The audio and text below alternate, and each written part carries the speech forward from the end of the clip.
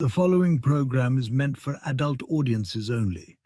If you are easily offended, you are choosing to be offended by continuing to watch. If jokes upset you, whether bad or good, you might end up crying. Being a bitch in life is difficult, I imagine, but you must find a way to continue. For all the haters and lurkers, hope you enjoy the show. For the bigot army, enjoy the show. Don't be a pussy. そうだ。テレビつけてもいいぞ。冒険アニメ。よりによって。サイレンサー付きの拳銃だと。ワクワク。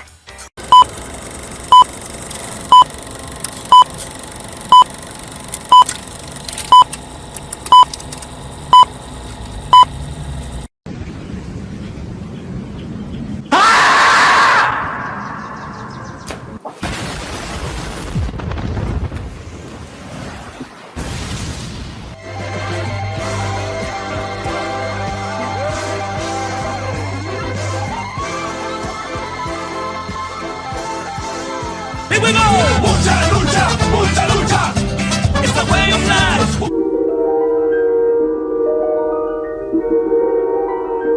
There is a fifth dimension, beyond that which is known to man. It is a dimension as vast as space and as timeless as infinity. It is the middle ground between light and shadow, between science and superstition, and it lies between the pit of man's fears and the summit of his knowledge. This is the dimension of imagination. It is an area which we call the Grifter Zone. Good moo! Oh, you found your moo! My crew is big and it keeps getting bigger. That's 'cause Jesus Christ is. Man, I want to get drunk in a hotel room with you. That might be taken Crazy. out of context. Gay, gay, gay. Oh. No.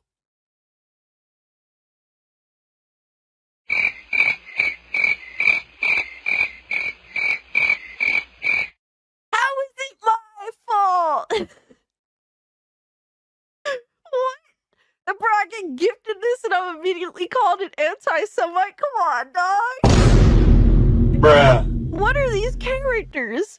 Nazi furry? Hypno, why would you do this to me? Said, welcome to Goonergate. Protect your booty hole.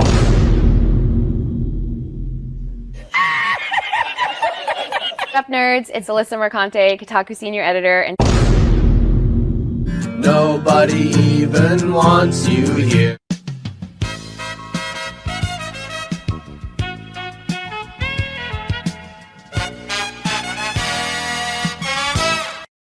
And I would take her to Chili's, maybe. You know, like, genuinely, I just want the best for her. Genuinely. Listen, if it was consensual and you didn't hate the Jews, I'd fuck the shit out of you. I would. What did he say? People are gonna clip that. You know that I don't. Clip it. I know you don't. Come on. But that's the thing. Why can't we have fun? Bruh. That's an interesting way of putting. That makes sense. He's jealous. Fuck yeah. He knew I was that bitch. I didn't need a man to tell him to fuck. And Hypnotic again, member for 1 month. Thank you. Enjoy First Berserker. What's that black stuff between an elephant's toes? Slow natives. Wait. Wild. Yeah. On the other end of the spectrum. Yes. Okay. I'd say that goes out of dad into dark, but sure, yeah. Definitely dark.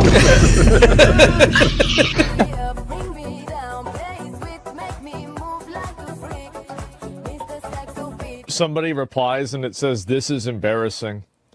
And he says, "Not as embarrassing as your take on trans kids. It was not researched. It was cruel and it had no basis in facts. So forgive me if I don't take all your takes that seriously." Who's this person? Bruh. Look at the fucking thumbnail. God of Cock Meltdown. Oh my God, look at this. Oh man. Yeah, sure. Trans kids, for sure, man. Right, but you're giving an opinion on an article with a headline that's inflammatory. So the fact that you're giving an opinion on what's on screen, Did I focus on the inflammatory nature of the headline? Well, can I assume that everything in this article you would agree with? You shouldn't assume. It makes an ass out of yourself and me. Okay, so that down his timeline, you're gonna see a lot of ass and titties. Okay, me on my Twitter timeline, you ain't gonna see none of that. As a matter of fact, like I can show you, I can scroll down my entire news feed on Twitter. Why would you ruin my point? I'm trying. God damn. Why would you ruin it? I didn't do that. I don't know who this chick is. Why would you do that? I can't even edit it out. Ladies and gentlemen, we got him. Someone you love been canceled? Have you been the target of online harassment because of something you said or refused to be compelled to say by the mob? Did you mistakenly think you could be an individual, form your own opinions, and keep all of your friends? Titty Did your social sprinkles. credit score tanked because you had a conversation with, subscribe to, or follow someone who suffers from wrongthink? Have you been called a literal Nazi because you think taking care of one's physical health is important? Have you tried apologizing for your transgressions only to find out you actually poured gasoline on the they-them flames? Have you ever had a politically incorrect thought or, heaven forbid, made an off-color joke? Well, we here at the Office of the Cancelled are here for you. As a member of the club, we offer exclusive trading cards, flak jackets, lapel pins, access to bomb shelters, as well as audio tracks from based artists that are sure to pump you up for a day at the range and get some of that much-needed two-way therapy. Remember, folks, you're only canceled if you let yourself be canceled, and every one of those collectivist NPCs can go fuck themselves. Eating the dogs, they're eating the cats. Eat the cat, eat the cat. I'll wait some time because the longer we wait, like the more realistic it'll be, you know, when he comes back to life. The touch of the black man in a woke story. The God hand shining down, shining upon thee. White man as you lay down. Cis white man and couple in background. Understand the power of a black man is a God hand. Pro-black Twitter! I breathe life into you. One touch is not enough from greatness. One touch from the black man. Watch me do it again. Kneel and be amazed at the touch of the black man. I bring life. I bring life. Pro-black Twitter hoes! That's right! That's right! Robocock, don't clip that, no! Bruh. Oh God, that's getting clipped. Hey, yo, what the fuck? Oh shit. I was doing so good tonight too. I'm tired of you! Drop, retard. Robocock.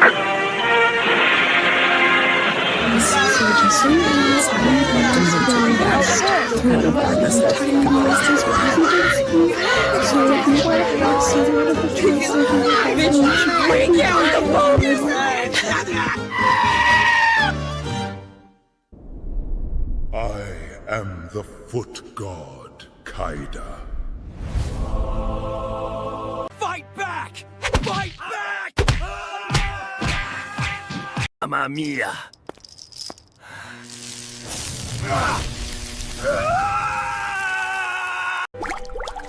Hey, punk, you got another one to do if you still want that ad money, so let's go! Good job, Daddy, not going on that incel show. I'm going to buy you that Switch too now.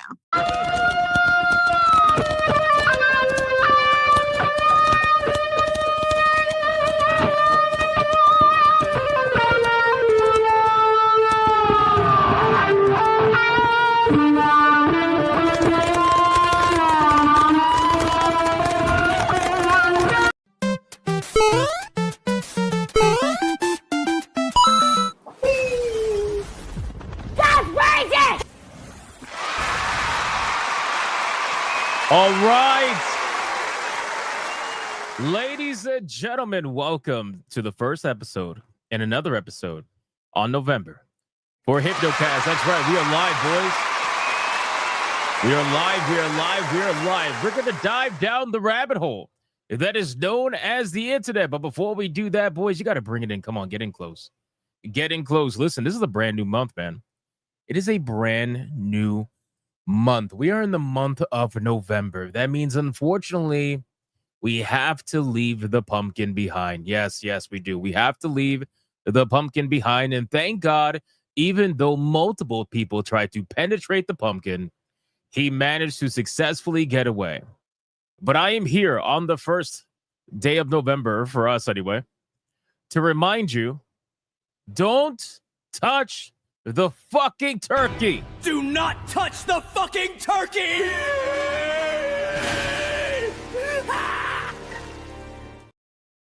That is horrifying. That's literally horrifying. But anyway, listen very closely. If you're watching on YouTube, like the stream. Like it. If you're watching on Rumble, like the stream. If you're watching on Twitter, like the post. And if you're watching anywhere else, man, you're fucking gay. What can I say? What can I...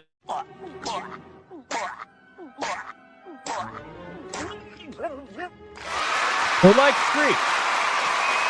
And if you're gay already, then that means you're straight. Don't do that. All right, guys, can I get a mic check, please? Mic check, titty check, balls check. What are we checking, man? What are we checking today, guys? We got a lot we got to talk about, okay? Obviously, SNH was yesterday. Fantastic show, by the way. Had a great time with Metatron. If you guys missed that stream, please make sure to go check the recap. And make sure to ensure that there are timestamps ASAP for your viewing pleasure. So make sure to go watch SNH if you missed the show with Metatron. And if you did not watch SNH Plays, which is a brand new segment we're going to probably be doing every Saturday right after SNH, a couple of us got together on Hypnotic Gaming Live and we played RV There Yet, which was absolutely fucking hilarious. I was literally watching it over again today during the morning. So absolute hilarious time. If you missed it, go check that out on Hypnotic Gaming Live. Guarantee you're going to laugh your fucking ass off. It was a great time. But what else are we checking, man? Blessed November check? Absolutely. Caesar check? Oh, no. Oh, no. Hypnotic RV road trip check. Yeah, that was a good one. Hypno's gay check. Thank you very much. RV There Yet check. That was absolutely a good one. Off to see the real fake wizard check. Good luck with that. Check Jurassic World Evolution 3 check. I don't have that. I have the second one. I never played it. I need to play that because I hear a lot of good things about it, but I never really thought it was up my alley in terms of like video games that I like. So, but I got to check it out, man. SNH camping trip check. There you go. Steam getting uppity check. Yeah, we're going to talk about that today. Summoning Sonichu Waifu. Never happening. Never happening. No EBT check. Oh, no. RIP to the Targets and the Walmarts. You're about to get looted. What else we got? It's a good game check. Okay, I'll definitely keep that in mind. Hypno Turkey check. Not quite. Mutsu Apple Cobbler check. Well, that's a thing. Moan check. There you go. Dodgers suck check. Okay. Wagyu and crab legs. Man, this guy's eating good. Holy shit. Shout out to Old Man Cat. Sheepsidian making s'mores check. Oh, snap. Well, there you go. There you go. Should I bring over the Mariah Carey goal to the stream? On SNH, we had a Mariah Carey goal where for every red boy, we added Mariah Carey to the stream, and we were looking to see if I could surround myself with Mariah Carey, and it actually ended up happening, unironically. Soy check. Well, there you go. All right, guys, listen, our ESG scores are at their maximum. We are fully funded. Like the stream. Like it. All right, guys, let's do the Big Army roll call. Let's see who is in this chat right now, aside from former Kotaku Eurydice, Black Samurais, and unfortunately did exist at one point, but no longer do, and people that swear they are not fighting false, versions of their greatest enemies, and yet somehow always complain on Twitter to literally nobody. It's the weirdest thing, bro. Twitter is a weird place. We got Old Man Cad. We got Yamato85. Tanya. Raven. What's up, Tanya Raven? John Bon Zombie, the legend. What's up, dude? We got Gamer Nurse Gale, the true Aztec Warrior, Mr. Spanglish 94. We got Roll Some Joint, Black Tailgate. We got Color Me Jewish. Is she naked? No. She should be, but no. It is YouTube after all. Setsuna. What's up, Setsuna? How you doing? We got Hanny. We got Felstaff. Angmar WK. I agree. Old Man Cad's eating very good. We got Mr. Melancholy. Low KZ420 over on Rumble. We got Old Cranky Mom over on Rumble. We got 3ABT. We got Codex Pop. We got Glowmite Prince. We got racism. There you go. Oh, racism. I get it. Nice one. Nice. We got Ali Kusanagi. We got Lenny. What's up, Lenny? How you doing? We got Charlie Nuclear. We got Frenchie07. We got Adam Juman over on Rumble. Rune with the power of the monkey. We got Hypnotic and Rapture. We got Roll Some Joint. We got Doodoo Brownies. I'm no longer naked. Wait, what? You were naked? Oh my God. Beautiful Zexel. Old Man Cad. Commander Sonok. Creepier07. Zerp Derp. We got the voice in the water. Nick Havoc. Blue Octopussy. Christmas time. It's not Christmas time. Nobody's eating any turkey yet. It's not Christmas time. Come on. God damn it. We got Rage Tiger. We got Mr. Faceless One. We got Alucard. We got... Who else is here? Oliver Adam. We got Lionheart. Felstaff. Mifune Takumi. What's up, man? We got Taffy. Torinol over on Rumble. We got Adair Soto. Genetic Spore over on Rumble. Coffee for All. We got Randall Hess. What's up, dude? We got the Korath. Draconic over on Rumble. Bebop Neko. What's up, man? How you doing? Always lurking, he says. Matthew Davies. Inferno Conundrum. We got... Let me scroll down a little bit here. 17 Crash Gaming. Base Chicago over on Rumble. We got Carl Singh. What's up, dude? Inferno Hell Knight. We got Philip. Ron DFK. We got... Let's see. Dick Big. Caesar. Our cuz. What's up, dude? Speedy Cake, the legend. What's going on, man? We got Bay Chicago over on Rumble. All right, 4 more people, boys. 4 more people. And then we got to get on with the show, man. We got to get on with the show. I'm sorry. 4 more people. Come on. We got Asura. We got Hypnotic and Rapture. We got Angels of Destiny. Didn't think you'd be streaming today for a Sunday of the month and all. No, I told people on a couple of streams already that that rule kind of goes out the window during the months of the holidays because I'm busy every day, but I'm even more busy during the holidays. I'm extremely busy. So I kind of just take the day off when I need to. So I don't want to like take the Sunday off and then later in the month I have to take another day off. You know what I'm saying? So I'm working. I'm here. I'm hanging out with you guys. We got Golden Apples. James Croft. What's up, dude? And last but not least, we got Diz El Jiz. We got Old Cranky Man over on Rumble. I wonder who that is. And we got I6969. And we got Elfida 2720. And we got Deadly Catzilla. Shout out to you, bro. And we got Dark Obsidian. Shout out to you. And Wood Nut Insider. That's a good name to end on. All right, guys. I called out as many people as I possibly could. Let's sacrifice your fellow Bigot Army member and let's see who is going to get the first turkey money shot of November. That's right, boys. Who's going to get it? Who is going to get it? Let's figure it out, man. Let's figure it out. We got Old Man Cat. Says booty hole protected by Mercanti's face because no one can nut on that. To go down ×5, obliterating all protections with Jaffe whining, hours of Smash JT fighting, Raven over and over, fuck your feelings. 1, 2, 3, 4, 5. Holy shit. Oh, no. This is the worst. This is the worst comment to do this on. No. Old man cat, no. Oh man. Oh man, that's fucked up. That's fucked up. Oh. All right, so we're gonna preface this right before the massive money shot. We're gonna preface this by saying, "Old man, Adam Juma, that's very unfortunate, man. I'm sorry to hear that.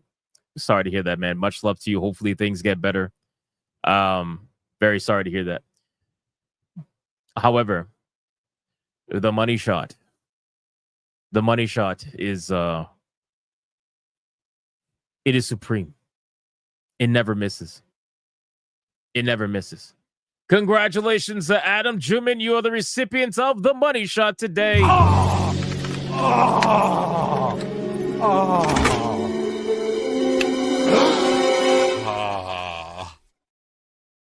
What the?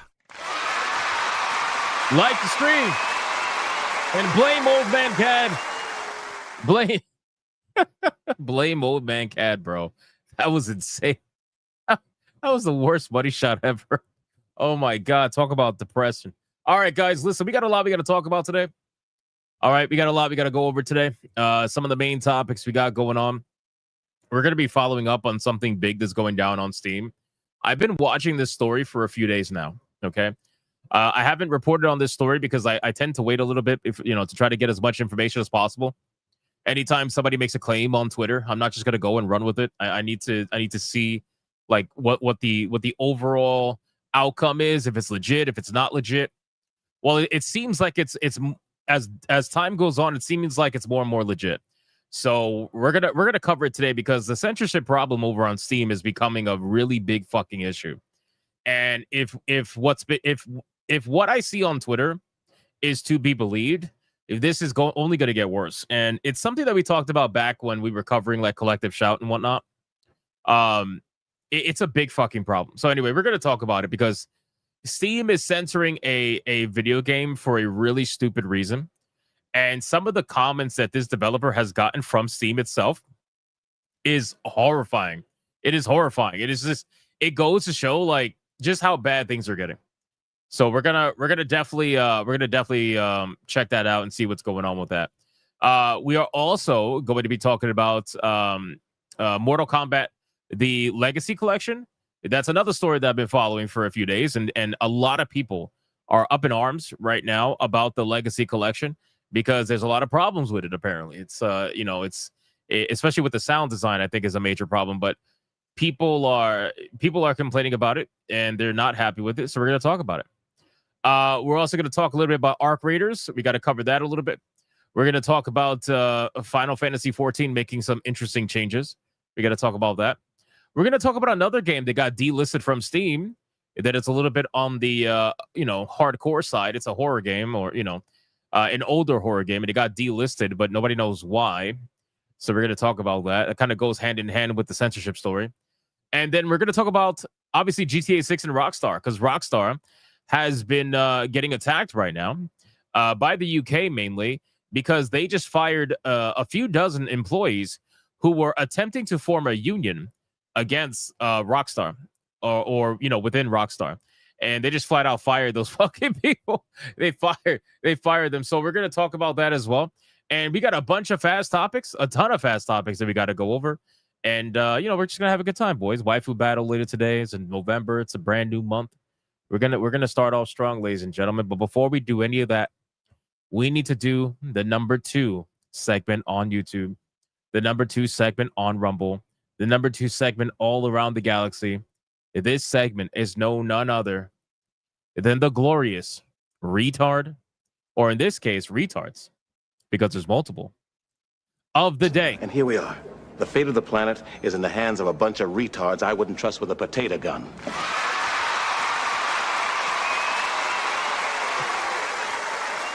That's right, ladies and gentlemen. We got ourselves multiple retards of the day, boys. And, it's kind of interesting because these are people that tend to be retards of the day quite often. But it doesn't mean that they're absolved from gaining it again. They're trying to speed run being the top retards out of all the retards, So we're going to talk about this. it's very frustrating seeing these kind of conversations go down, and this is why I don't like utilizing Twitter very much anymore. You know, I tend to just stay on YouTube for the most part. I don't use Instagram that much. TikTok I only use for my manga channel. Same thing with Instagram, and I just, you know, that's basically it. Because I've realized that, and I've told you guys this many times, I've realized that the people out there that are, you can call them the opposition, you can call them part of another group, you can call them whatever you want to call them. And this kind of goes for both, right? This goes for people who are on this side, who we're about to talk to today. There's also people that would claim to be on my side that act very similar, you know, very, very much like snakes in the grass kind of people, that will misrepresent the conversation just to give them an excuse or justify their reason for why they believe they hate you or whatever it is they think you stand for. So in any case, we're going to focus more on this because this is Andy Cortez. Now, Andy Cortez, known retard. Unfortunately, he is a Hispanic, so I'm going to have to claim this one. Sadly, I don't want to, but I'm going to have to. Andy Cortez, you know, who's part of Kinda Funny Vids. It is never funny, by the way. Puts out a post over on X, and it's so sad because the only reason why I ever see these posts is when someone like sends it to me, because I don't like having this show up on my feed, because it literally proves everything that I say all the time, which is these people shadowbox the perception of what they think you represent every single day on Twitter, but they don't actually know what you represent. They have no idea. They have no clue. And if they do, then they're purposely misrepresenting it to muddy the conversation to make you look bad, when really it just makes them look bad because it shows that they don't know what the fuck they're talking about. So you have Andy Cortez here doing the typical thing, right? Let's try to co-opt the recent successful game anyway, anyhow, right? Let's try to do it. They do it all the time, right?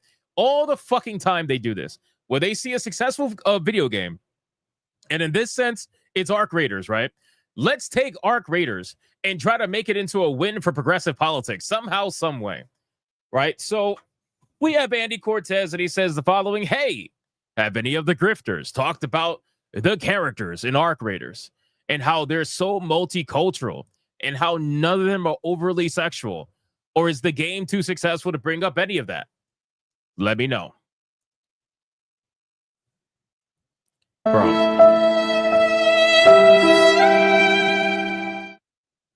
You know, I have removed myself for like over a year now.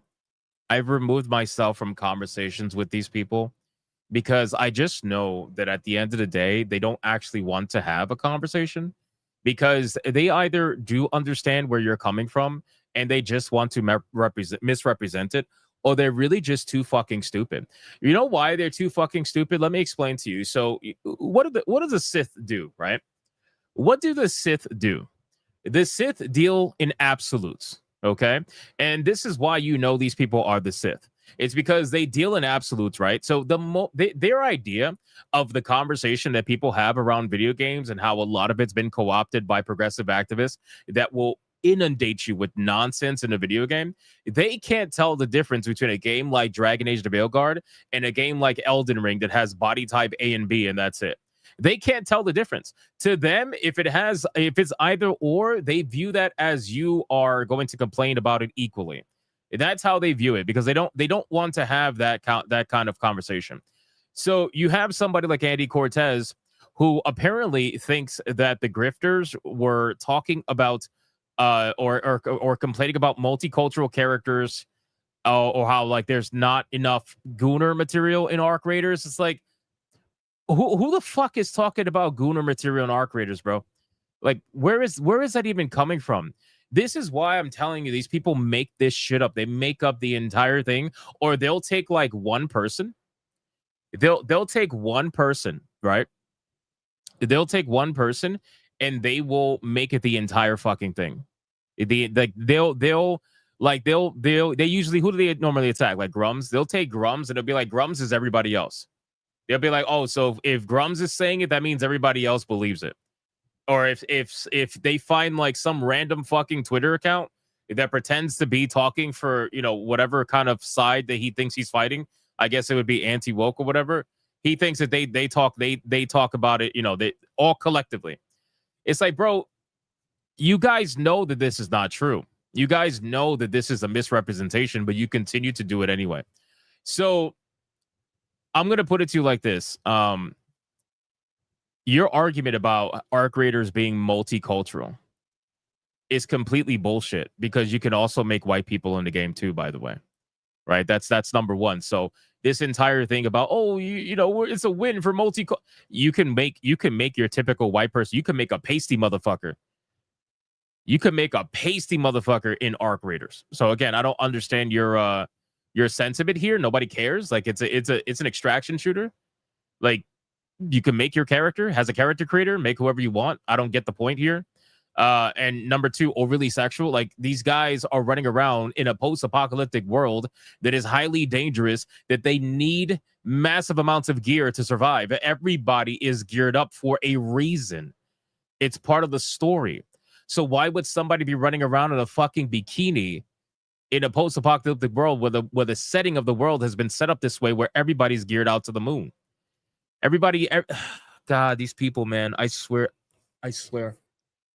It's like, I don't understand. I do understand. I really do. They know that what they're saying is bullshit. They know that what they're putting out there is just meant to muddy the waters.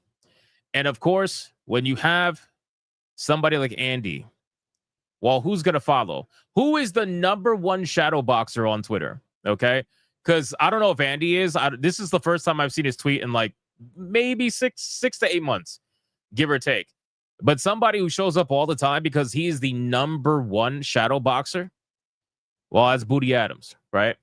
Of course, Booty Adams comes out and he's like, not a one. Oh my God, bro. You literally, bro. This dude, I swear, this dude must live and breathe Twitter.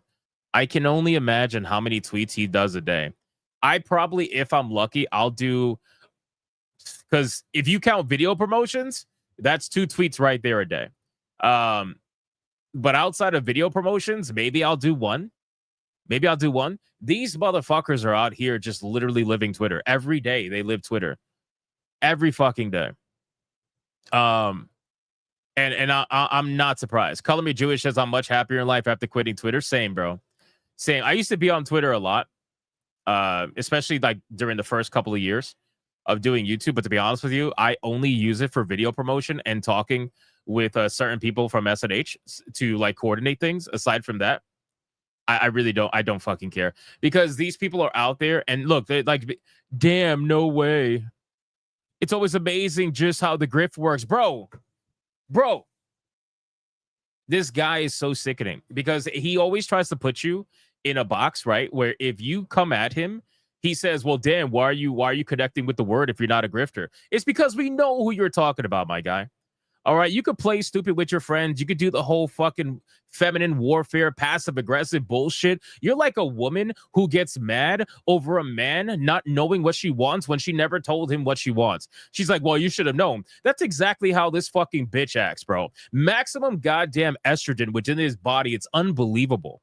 It's unbelievable. It should be estrogen peddler. It would be the same thing anyway, considering you believe in transing kids regardless. So Booty Adams is out here. You want to talk about grifting?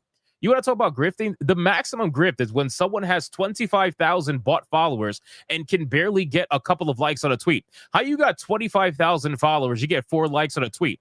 1 like on a tweet, my guy. You want to talk about grifting? You literally grift the entire fucking industry. You lie to everybody. You literally put a fake version of yourself out there every fucking day. Every day, pretending that you are someone you're not, bro. You get directors that are joining you on your stream. You get fucking Carrie Patel from Avowed. By the way, how's she doing at Netflix with her new job? Because Netflix gaming is doing so well, I heard. On top of that, you are out here trying to pretend like everybody should know you, bro. Literally, you are the maximum version of a real grifter. It's insane. It's insane.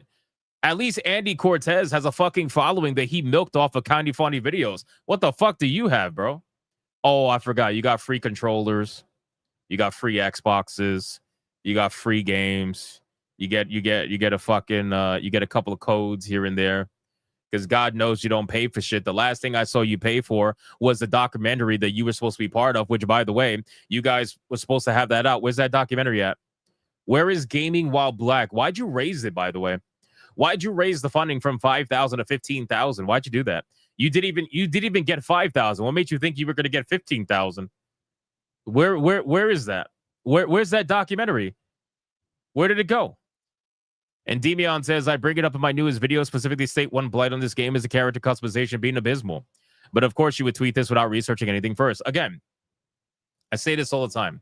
And I'm going to end it with this because I don't want to give these guys enough attention because, again, it makes me sick. It really does, because these people are the reason why they try to put everyone together in the same bubble. But to be fair, they all do that because they don't want to actually have the conversation. They don't actually want to understand the issues that are at hand for a lot of people. They just want to pretend like it doesn't exist. And anytime there's a successful random game, they want to attach themselves and their politics to it. And they want to say, look, a woke video game did well. Bro, shut the fuck up, my guy. Seriously. You guys maximum project all the time. Here's what I'll say about this. If you guys remember on SNH, actually, I don't know if it was SNH. It might have been Fridays, Thursdays, Hypnocast. I don't remember. One of the two. I think it was SNH. It was SNH. I'm sorry. It was.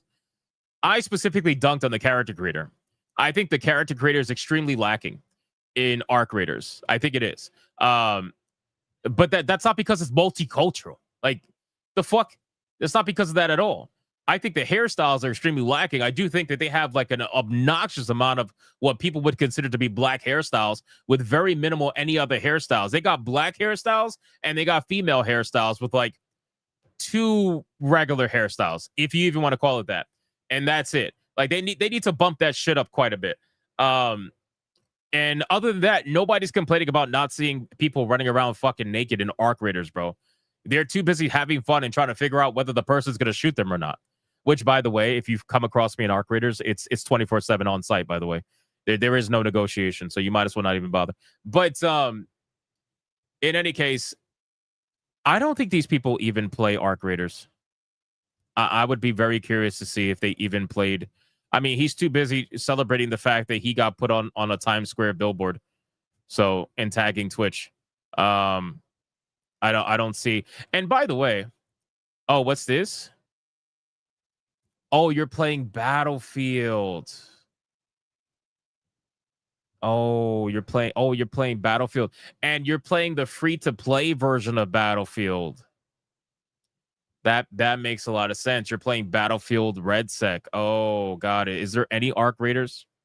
Is there any Arc Raiders at all? Oh, Hassan. Anything? Politics? Oh. Oh, it's amazing. The people who tell you that you don't talk positively about anything, the people who tell you that you don't talk about video games, sure do have a lot of politics on their Twitter pages. I mean, again, they sure do have a lot of politics on it. And if it's not about politics, they sure do have a lot of conversations about other content creators that are more successful than them. You know, it's like it's constantly about that shit. You know, again, more politics, never about the games, really. Very, very little. Very interesting.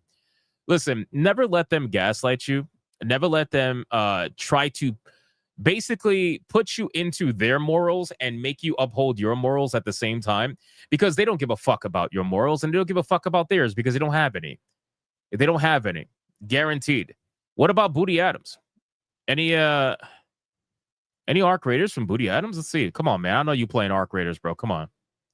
Oh, live from the garden. Is this? Don't tell me this is basketball, bro. Oh my God. Knicks needed a game. Oh my God, bro. Oh my God. Come on. You not beating the fucking allegations. You are not beating the casual collection allegations. 2K26. Oh my God, bro. Again, anything about Arc Raiders? See, this man is too good. Oh, look, Mamdani. Oh, politics. So basketball and politics. Oh, wow. Oh, okay. But you want to talk about me? You want to talk about me and other people being toxic, never talking about video games, bro? I literally only talk about video games every day. And these motherfuckers, they want to make the claim about you not talking about video games. They're out here saying that bro, they literally talk about basketball and politics. Oh my God, man. Oh my God, bro. I can't. This is why I don't. Knicks need to win today, bro. You need to play Arc Raiders. That's what you need to do. I would love to ask any professional or former pro sports athletes how many canned responses they have memorized for their interviews. Oh my God, bro. This is just... Oh, finally a video game. What's this? Oh, this looks good. Your exclusive first glimpse of the zombie mode update. Turn on the volume if you dare. Oh, that looks amazing. That looks like body cam, but with zombies. Oh shit, I might be into that. We might have to look at that. Well, that just made me pick up my wallet. Bro, your wallet weighs nothing. I need to check this out for Spawner. Your wallet, I guarantee you're asking for a code. I guarantee you're asking for a code. Your wallet weighs nothing. I've seen feathers heavier than your wallet. You got to be kidding me, my guy. Sincerely, are you up in here asking for a code? You better not be, bro. I swear to God. Booty Adams, you better not be here. You better not be here mooing. Don't be mooing. I don't see any mooing, so that's good. That's good. Doesn't mean you weren't in their DMs trying to moo, though. Let's be real. Okay, this is great. Average Battlefield 6 experience. Anyway, so that's enough of these guys. You know, the people that tell you, why don't you talk about video games? Why are you so negative? Why are you doing all that? It's all projection. Is because if you look at their profiles and you look at what they talk about, it's politics and it's casual bullshit. That's really what it is. The most money I've ever seen Booty Adams pay was $1,500 towards a documentary. He dropped $1,500 on a documentary that never even came out. And that's because I guarantee you those guys gave him his money back. I guarantee you. It was all to push people to donate. I promise you he gave them $1,500 and they gave it back. Guaranteed. Most likely, anyway. I don't want to say guaranteed. Nothing's guaranteed. But most likely. That's how I would see it anyway. All right, boys. That's enough. And that is the retards of the day.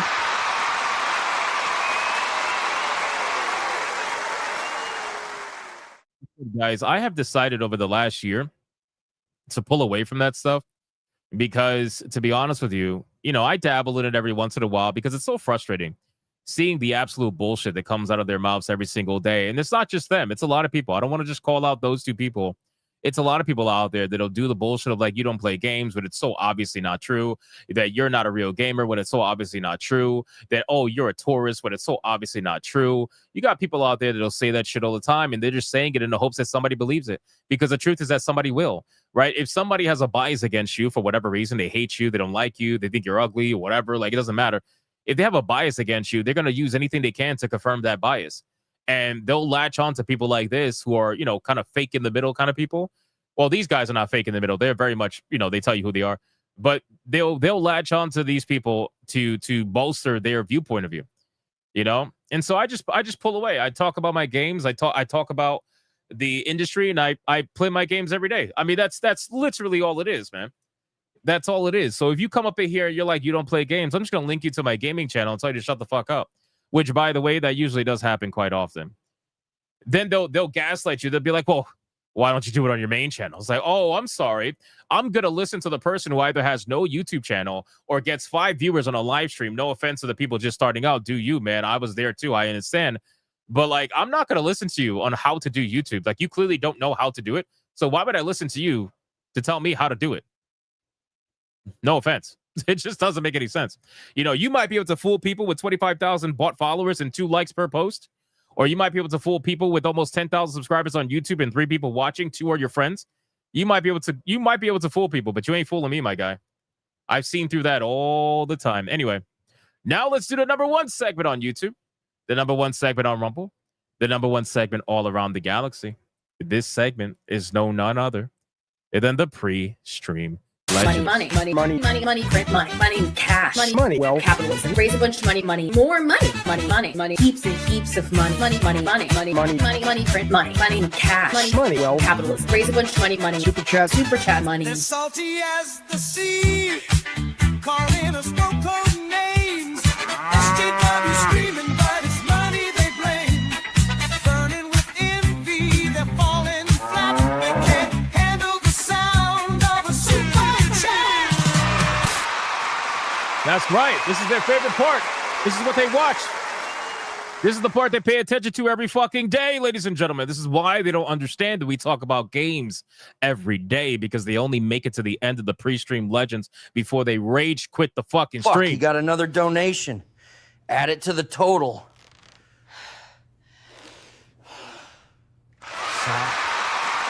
Remember that. Speaking of which, there's something funny I want to share with you. So again, I want to promote this because I think we're going to be doing this often. I don't know. Maybe we will. I don't know. The SNH people, they got to let me know. But I think we're going to be doing this often. And I want to promote this. So, you know, we did Saturday Night Hypnosis, obviously, which is our weekly Saturday stream, where the group comes together, we hang out, whatever. But what I want to start doing is SNH Plays on Hypnotic Gaming Live, okay? SNH Plays on Hypnotic Gaming Live. And we experimented with it this Saturday, where we played RV There Yet. It was me, Shibsidian, Leon, and Smash JT. So a bunch of people who supposedly don't play games playing games. It was probably some of the most fun that I've had in a while. I think a lot of people would agree with that. It was a great stream, truly hilarious, and as expected, Smash JT died pretty much like all the time. And there was one moment where I realized that I could actually throw people. So I wanted to see if I could pull a Kobe with Smash JT, and I actually did, man. I threw Smash JT successfully into the hatch of the trailer, fucking scoring a 3-pointer. Look at this shit. It's hilarious. There was a gas station nearby, unless it's further and I'm just reading the map wrong. I think the graveyard's where you revive. I think this is just a checkpoint. All right, well, regardless, here we go. 1, 2, 3, Kobe. Yes, fucking go. Yo, my shot's crazy. My shot's crazy, bro. Let me get that cassette. Oh, man. I did it twice, by the way. Twice. So if you guys enjoy, group streaming kind of content, I'm gonna try to make SNH Plays a thing where we get together and we just have a fucking great time, and we'll try to get as many people as possible. We might play games that have a 4-player cap. We might play games that have an 8-player cap. It just depends. But I think it's something that will be a lot of fun, for people to enjoy. So I just wanted to promote it a little bit, and it's something that I really want to turn into a thing. Because kind of like SNH is our flagship show on this channel, I would like to make SNH Plays the flagship show on Hypnotic Gaming Live. And then Griffcast will be kind of like what Hypnocast is for this channel, if that makes sense. So definitely check it out. And shout out to the guys who are participating. That was a lot of fun. That was a good time. Had a great time doing that. All right, boys, let's get into the pre-stream legends, man. The unofficial moderators have been waiting. They've been waiting. Let's give them what they want, man. Old Man Cat, a 20 membership hyperbanger. Let's fucking go! It's a membership banger! And considering it was the first one of the stream, you already know what that means.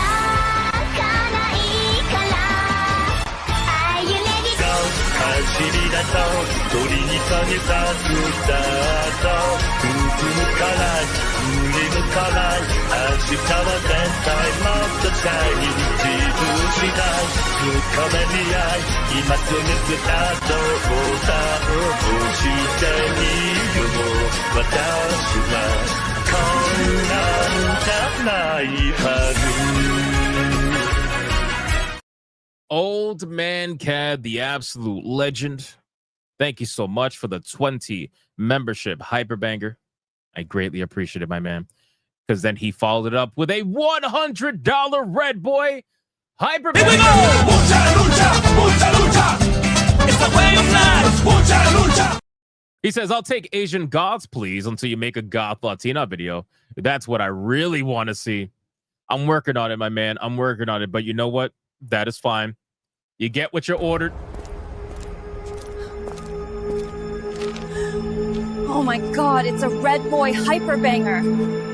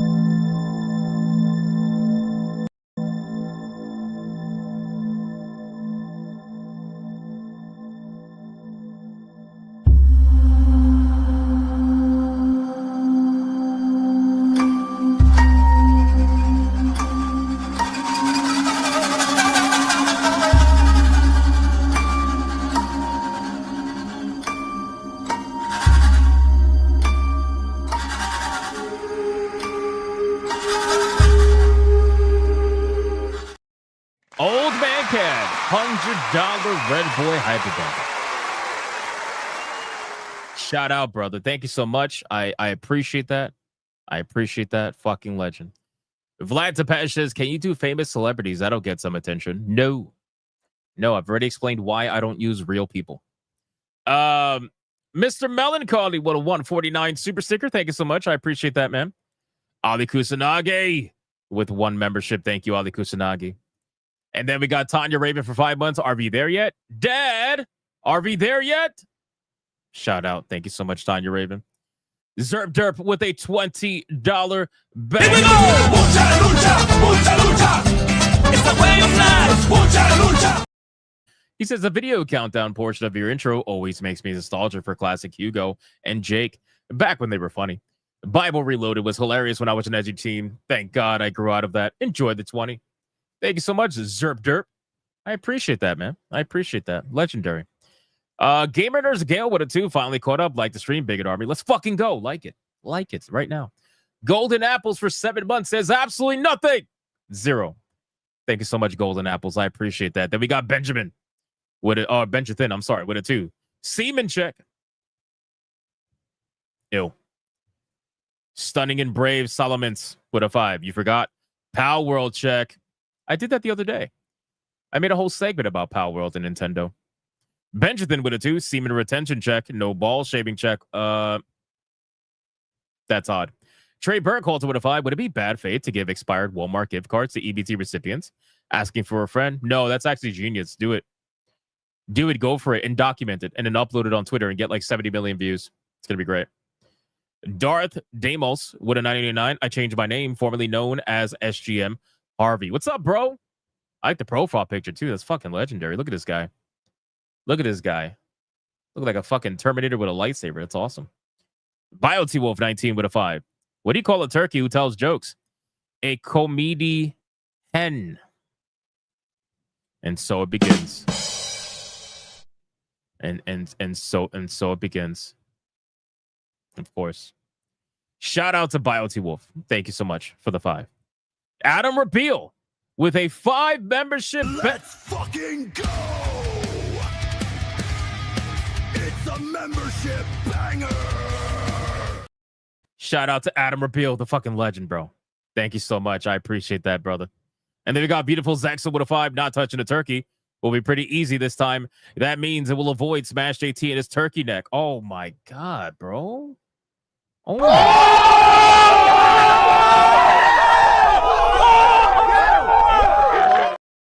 Oh my God. How is Smash JT getting strays here? That's crazy, man.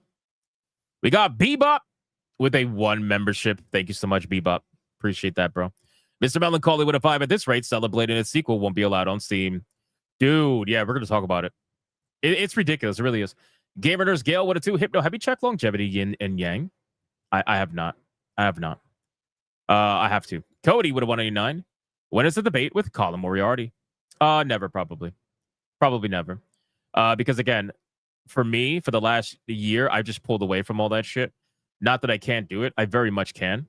My thing is like, I just know it's not worth it.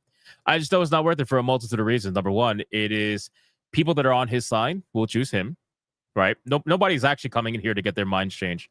People that are on my side will choose me. Nobody's getting their mind changed for the most part. And it's just going to be 2 retards fighting. That's basically it. 2 people that are going to be fighting on stream for an hour and change, and everybody's going to clip whoever they want to clip on either side and pretend either side won or whatever. And again, there's no mediator, so it's not really a debate. It's more like a conversation. If you want to debate, you have to have an unbiased mediator in between. Unless you're CNN, then you have all the bias. But no, I'm just saying, it's fucking pointless. It's pointless. See, the thing is, like, I would literally rather play games. Every moment that I view talking to these people, I viewed it initially. I thought it was a good idea because I used to do it a lot. And I thought it was a good idea, but then I just slowly realized that it's fucking pointless. Because they don't really want to understand where you're coming from. They'll say they do, but it's really about trying to get a gotcha the entire time and dunk on you, right? Which is why they usually go for people that speak slower, or go for people that don't have the gift of the gab, or go for people that can't react in a certain way very quickly. You know what I'm saying? That's what David Jaffe thought he could do to me, and that he found out really quickly that's not the case. So he got a little bit frustrated. And I got free advertisement for 99 cents for about 2 hours because he was so frustrated. He didn't realize that my super chat was on his screen for 2 hours, which again, that's not my fault. And keep in mind, when I had the conversation with David Jaffe, I was literally fucking sick. I was sick. I was beyond sick. I didn't want to do it. I was trying to tell him in the chat, because I was in his chat. I was trying to tell him, hey, I'll do it another time. I'm just sick right now. And he's just like, oh, that's convenient. Like, his whole chat was ready. Oh, you're pussy. You're pussy. So then I fucking showed up, and I'm like, bro, this is who I chose to get out of bed for.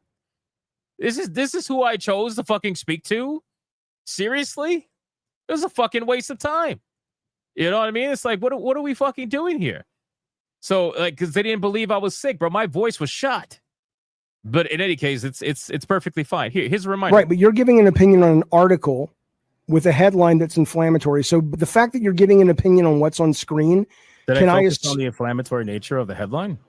Well, can I assume that everything in this article you would agree with? You shouldn't assume. It makes an ass out of yourself and me. Okay, so then let's like that clip is the literal, I'm telling you, like, the energy for that entire conversation is summarized in that one clip.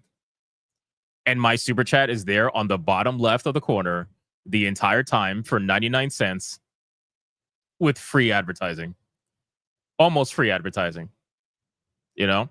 So in any case, that's why, trust me, there are moments and you know, there are certain people that know this. There are moments that all I would love is to just dunk on these fucking people. There are moments where I make the joke and I'm like, I kind of want to come out of retirement for this and just have an interesting conversation with someone. But realistically, I know, like, the mature side of me, like the non-ratchet side of me, the Puerto Rican side, which there really isn't much of anyway. So, but if I had one, it tells me that it's a waste of time. It is a true waste of fucking time. It is pointless. Nobody's going into the conversation trying to learn anything. Nobody's going into the conversation trying to change anything. And the people who are watching they already picked their side. They already picked their side before any words were even uttered. They picked their side. Right? Colin's people will pick Colin, and my people pick me, and that's it. That's really it. So again, I'm too old. I think that's what it is. You're right. You're exactly right. You're exactly right. I think I'm too old. I think I'm literally too fucking old. It's bad. Because when I was younger, I was down. I was down for it. You know what I mean? But it's all right. That's where we're at. Why am I wearing a cap inside? Is it bright and raining? I don't know, bro. I don't know. Sorry for the caps. No, you're fine. You're fine. I missed like an hour or so rewinding. All right, good enough. Let's continue. Where we at? Randall Hess. Holy shit, I didn't even see this, bro. Randall Hess, my guy. A 5 membership bang. Let's fucking go! It's a membership banger! Shout out to Randall Hess. Thank you so much, man. Appreciate that. And shout out to Epic Treasure, I think, is in the chat. Yeah, is she in the chat? Where's she at, man? I haven't seen her in a little bit. How you doing? Where's she at? Where the fuck you at? Ah, man. Where's she at? Oh, there we go. Boom. Hey, what's up? How you doing? Hope all is well. Hope all is well. I'm doing good. Thank you for asking. Setsuna with the dollar, stripper dollar. Thank you so much. I appreciate that. And then we got Randall Hess for 7 months. Enjoy the free membies and 7 months. Let's fucking go. Shout out to you, bro. Thank you for the memberships again. And thank you for 7 months of legendary status. I appreciate that. Mastagawa for 4 months. I am so utterly sick of people that pretend there is no censorship on Steam. It's downright disgusting that people even claim Steam is a free platform. It's because the good old days of Steam, it was the free platform, right? Video games that wouldn't be uploaded anywhere else would usually get a chance on Steam. Now, that's within reason. Obviously, Steam always had some level of like denial when it came to certain games that it was too egregious. But for the most part, it was a pretty free and open platform that always gave indie developers especially a chance. But now it seems like that is slowly eroding away. And again, I keep telling people, bro, like, they're like, oh, you're a Steam shill. You're a and I'm like, no, bro, I've called out Steam Every time they do something fucking stupid, I've called out Steam just as much as anywhere else. Now, Steam is my platform of choice compared to all the other platforms. It is still, in my opinion, the overall better platform from a consumer standpoint and the overall usage standpoint. But doesn't mean it doesn't mean it's criticism free. It doesn't mean like, oh, you can't call out the shit that they do. You know what I mean? People try to put you in that bubble, and they're like, well, you still use Steam, so there you go. And I'm like, oh yeah, says the same people who complain about YouTube all the time, but you're still fucking using YouTube. Oh, but it doesn't cost me anything. It costs you your time. You know what I'm saying? So let's relax a little bit on that bullshit. You can utilize something in its entirety and still call out the bullshit that they do, hoping that it gets better and continuing, in my case, bringing light to certain situations that they do. And you bet your ass we're going to talk about Steam today. So in any case, Debo would attend. We're opening a gym called Resolutions. It will have exercise equipment for the first 2 weeks of the year and then turn it to a bar for the rest of it. Let's go. Let's fucking go. That is so accurate. It's insane. That is accurate as fuck. That's right. You got to maximize. You got to maximize those first 2 weeks, right, of New Year resolutions. Get all that money and then turn it into a bar and just ride it out until the next 2 weeks. That's hilarious, bro. Shout out to Debo. Thank you for the 10, man. Over on Rumble, we got Toradol with a 5. I may be leaving the Great Pumpkin behind the season pass, but my faith has no room for the Great Turkey. Come on, man. No Great Turkey? We're not doing this, Toradol? Come on, man. No summoning the Great Turkey? Come on, man. Dietrich Connick with a membership. Thank you so much, sir. Appreciate that. Adam Juman for $1. What a time to get my first buddy shot. Thank you, everyone, for your concern, both on Rumble and YouTube. We're going to do our best to manage what my wife and myself can. Just means no games this month. Hey, man, listen, we love you, Adam Juman. And, like I said, hopefully things get better, bro. You always have a place here to hang out. No worries. No worries. Adam Juman with another $1. On a positive note, I get to spend all day with my wife. Shout out. That's got to be a plus. Most of the time. Deadeye's Lock with $1. Smash getting 3-point throw like an independent woman missing their future husbands. Nice. Very nice. Adam June with $1. Old man Cat owes me after the ill-timed money shot. I will collect. Uh-oh, you're cooked, old man Cat. Democulus with $1. What do you get when you cross a turkey with a centipede? Drumsticks for everyone.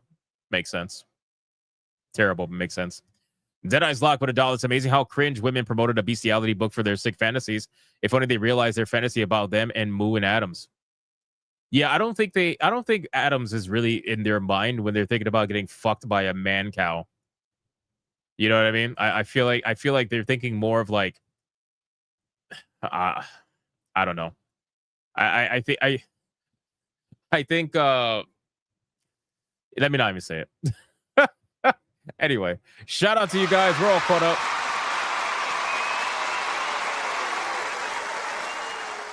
We all caught up, ladies and gentlemen. All right, I'm gonna say it. I think that they're probably imagining more like getting fucked by like a Tauren, from World of Warcraft. That's more of what that's more of what's in line with them. But that's pretty much it. All right, boys. Listen, we got a lot we got to go over. There's a lot we got to talk about, ladies and gentlemen. But first, we got to go over the gifted games. We got gifted games, and then we're gonna jump right into the content, boys. We're gonna power through it today. I stayed on the retards of the day a little bit too long. I apologize, but I also don't in the same token. Gifted games. What do we got? We got Sleeping fucking Nova. Fighting X Lair is $1 right now. Go pick it up if you want it. Shout out, bro. Holy shit. After a long wait, Arika's X characters gather once again for another exciting battle. Thank you so much, Sleeping Nova. I appreciate that, man. Legendary profile picture, by the way. Appreciate that, dude. Fuck yeah. Then we got Angmar WK says, I played these first two in the PS2 early days. Great games, good fun. Merry Christmas. This guy's giving out Christmas gifts already? That's insane, bro. Shout out to you, Way of the Samurai 4. Thank you, man. I appreciate that, Angmar. That's legendary, dude. Didn't say anything with this. Way of the Samurai 3. Okay, that makes sense. Shout out to you, bro. It didn't say anything. Katana Kami, A Way of the Samurai story. Bro, what are we doing? This is like samurai all day right now. Old man Kid. Why did the turkey join the comedy club? He had a foul. sense of humor.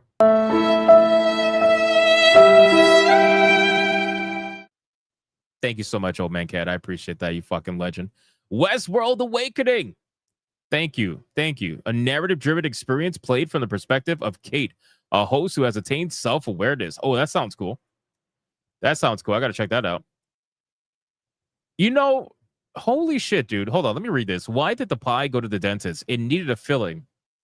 Hey, that sounded a little dirty. That sounded a little dirty, Old Man Cat. What kind of pie is you trying to fill? I'm just saying. Anotria, the last song. This is like one of the only Souls games that this is like one of the only Souls games that I never actually played. So shout out to you, man, for gifting this. It looks like I'm going to have to go through it now. Thank you so much. I appreciate that. Thank you, man. Legend. Legend. Thank you for the gifted games, guys. You guys are absolute fucking legends, bro. Holy fuck, man. Holy shit. You know, it's crazy, man. I will never get used to this, man. Mr. Rouge, sometimes he be dropping like 3 fucking 50 bangers in a row. Sometimes he drops 1. Sometimes he drops none. But at the end of the day, it's always shocking to me. It is always fucking shocking to me, bro. Always, man. I am just like, oh my God, blown away. And you know what's crazy? Mr. Rouge he sniped Ryan Cannell. He gave a membership to Ryan Cannell. I didn't even realize Ryan Cannell was even subscribed to my channel, let alone had memberships enabled. What the fuck? I had no idea. Shout out to Mr. Rouge with a 50 membership ultra hyper bet. Let's fucking go! It's a membership banger! All right, boys, we got another Red Boy hyper banger. Let's bring the ladies in.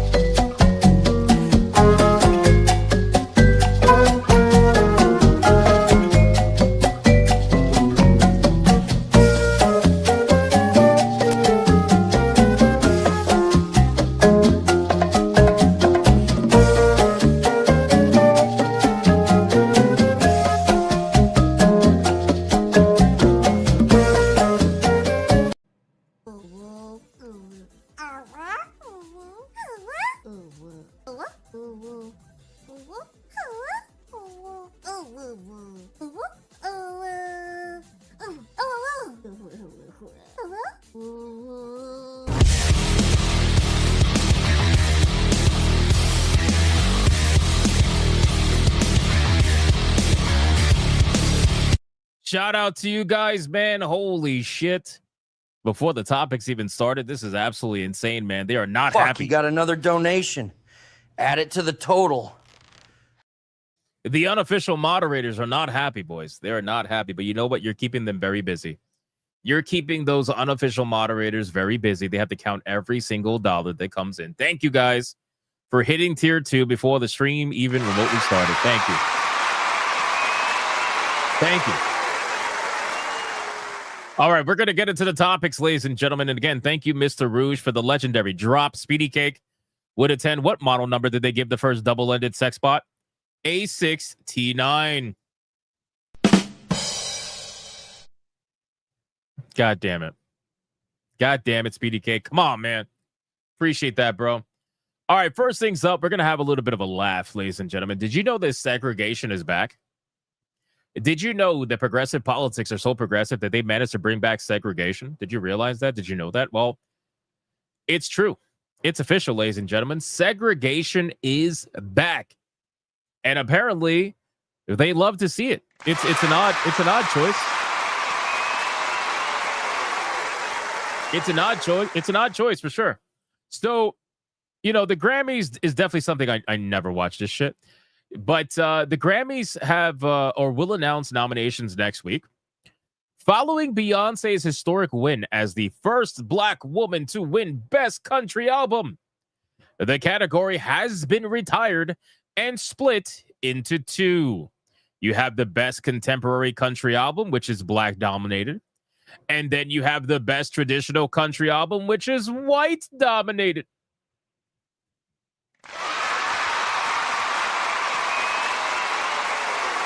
Ladies and gentlemen, segregation.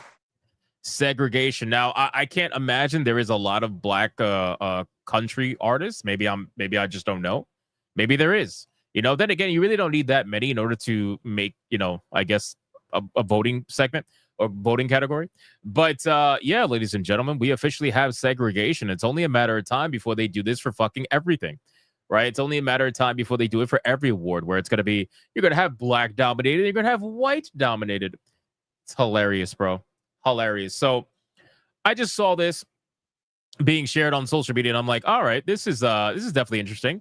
When you're so progressive that you bring back segregation, it definitely is top tier stuff. It also goes to show that you believe that Black people cannot win against white people, which I find to be very odd, considering Beyonce supposedly won the Best Country Album. So if she won it, why would you segregate it? Why would, like, I don't understand. Do you feel like she only won because she's popular, or like, how does that work? You know, just kind of interesting. Kind of interesting to me. Anyway, I just wanted to talk about that. I thought that was pretty fucking hilarious. Let's move on. We got to talk about, let me X this out. Sorry. We got to talk about Fortnite being transphobic. Okay. And this is going to be good. This is the same people that complain all the fucking time. You know, we talk about this quite often, how people are unbelievably disingenuous about this, and yet they continue to do it because, well, they have to, right? The thing about certain politics or certain groups is that you constantly have to sacrifice yourself on the altar of social justice publicly for everyone to see. It's kind of like donating blood, right? You have to constantly donate your own part of your soul to progressive politics on Twitter in order for people to think that you're not part of the bigots, right? Or you're not part of the chuds. Well, we have another example, and that example is the same example we pretty much use 90% of the time, because they're constantly bitching about it 90% of the time, and that has to do with Harry Potter. So Fortnite has officially announced that they are going to have a collaboration with Harry Potter, which I think is big news, right? And I think it's going to sell like hotcakes. Everybody with a brain can see this being a massive moneymaker for Epic Games, unfortunately, as much as I hate their Unreal Engine. However, because they are deciding to do this collaboration, you have people over on X melting the absolute fuck down. Okay, we're talking about massively melting down because, well, they don't like the idea of Fortnite working with Harry Potter, right? These people must play Fortnite, I guess. A lot of wokies must play Fortnite. Good for them. And they clearly are having a problem with this, right? Anything Harry Potter related is going to turn them into a fucking meltdown. Because to them, they view, oh, you're making J.K. Rowling money, right? You're making J.K. Rowling money. She's transphobic. She has a war against trans people coming right now. You know what I'm saying? So this is where we're at. And I'm trying to, I have a tweet that I want to pull up really quick that showcases just how ridiculous all of this really is. Check this out. This is actually pretty funny. So this tweet right here from Bia B, whatever, I don't know how to pronounce this. The thing about the Fortnite Harry Potter collab is that no one takes transphobia enough seriously to boycott over it. So much so that it leads to this wave of lame-ass YouTubers and streamers talking about how trans people are going too far or something. You know, you had me in the first half, not going to lie. But no, true. That's true. So the truth is that nobody does care, right? Nobody fucking cares about what you know, like, who are you? You guys tried this with Hogwarts Legacy, and it became $1 billion franchise, right? It became $1 billion franchise. Why do you think you're going to be able to take down Fortnite by telling people not to play this game because they're potentially going to do a Harry Potter collaboration? You know what I mean? Look at this. Hogwarts Legacy has angered one trans developer so much, they created a computer game called Turfenstein 3D, where all the enemies are turfs, with the final boss being J.K. Rowling. This is the definition of the range and shows it was never about tolerance, but power. Again, rent-free. Literally rent-free. J.K. Rowling lives rent-free in these psycho people's minds so much. Look at this. Look at this. Of course, look at this profile.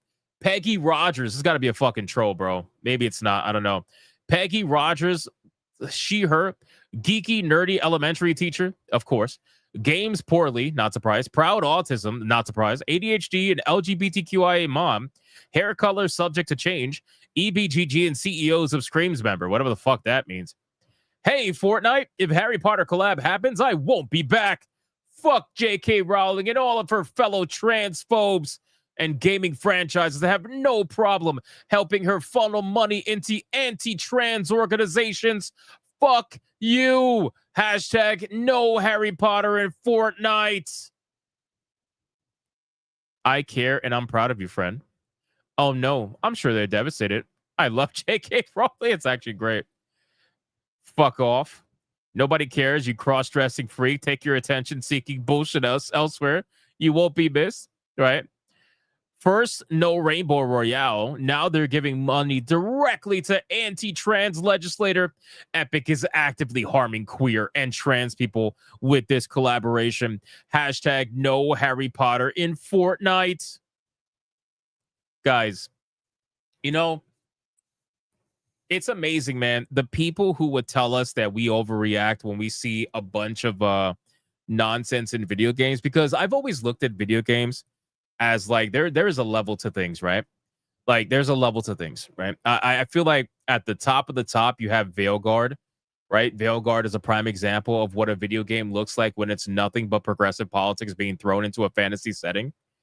And then you have something like Elden Ring, that aside from the A and B nonsense is pretty much an amazing game, right? You can call out both, but there is vastly difference. There's a lot of differences between the two. Now, the problem is with retards of the day like Andy Cortez, you'd realize that for them, they view it as the same. Well, they try to put it the same, and they try to claim Elden Ring is a woke success because it has A and B, right? This is what I mean by these people not understanding or purposely misrepresenting things.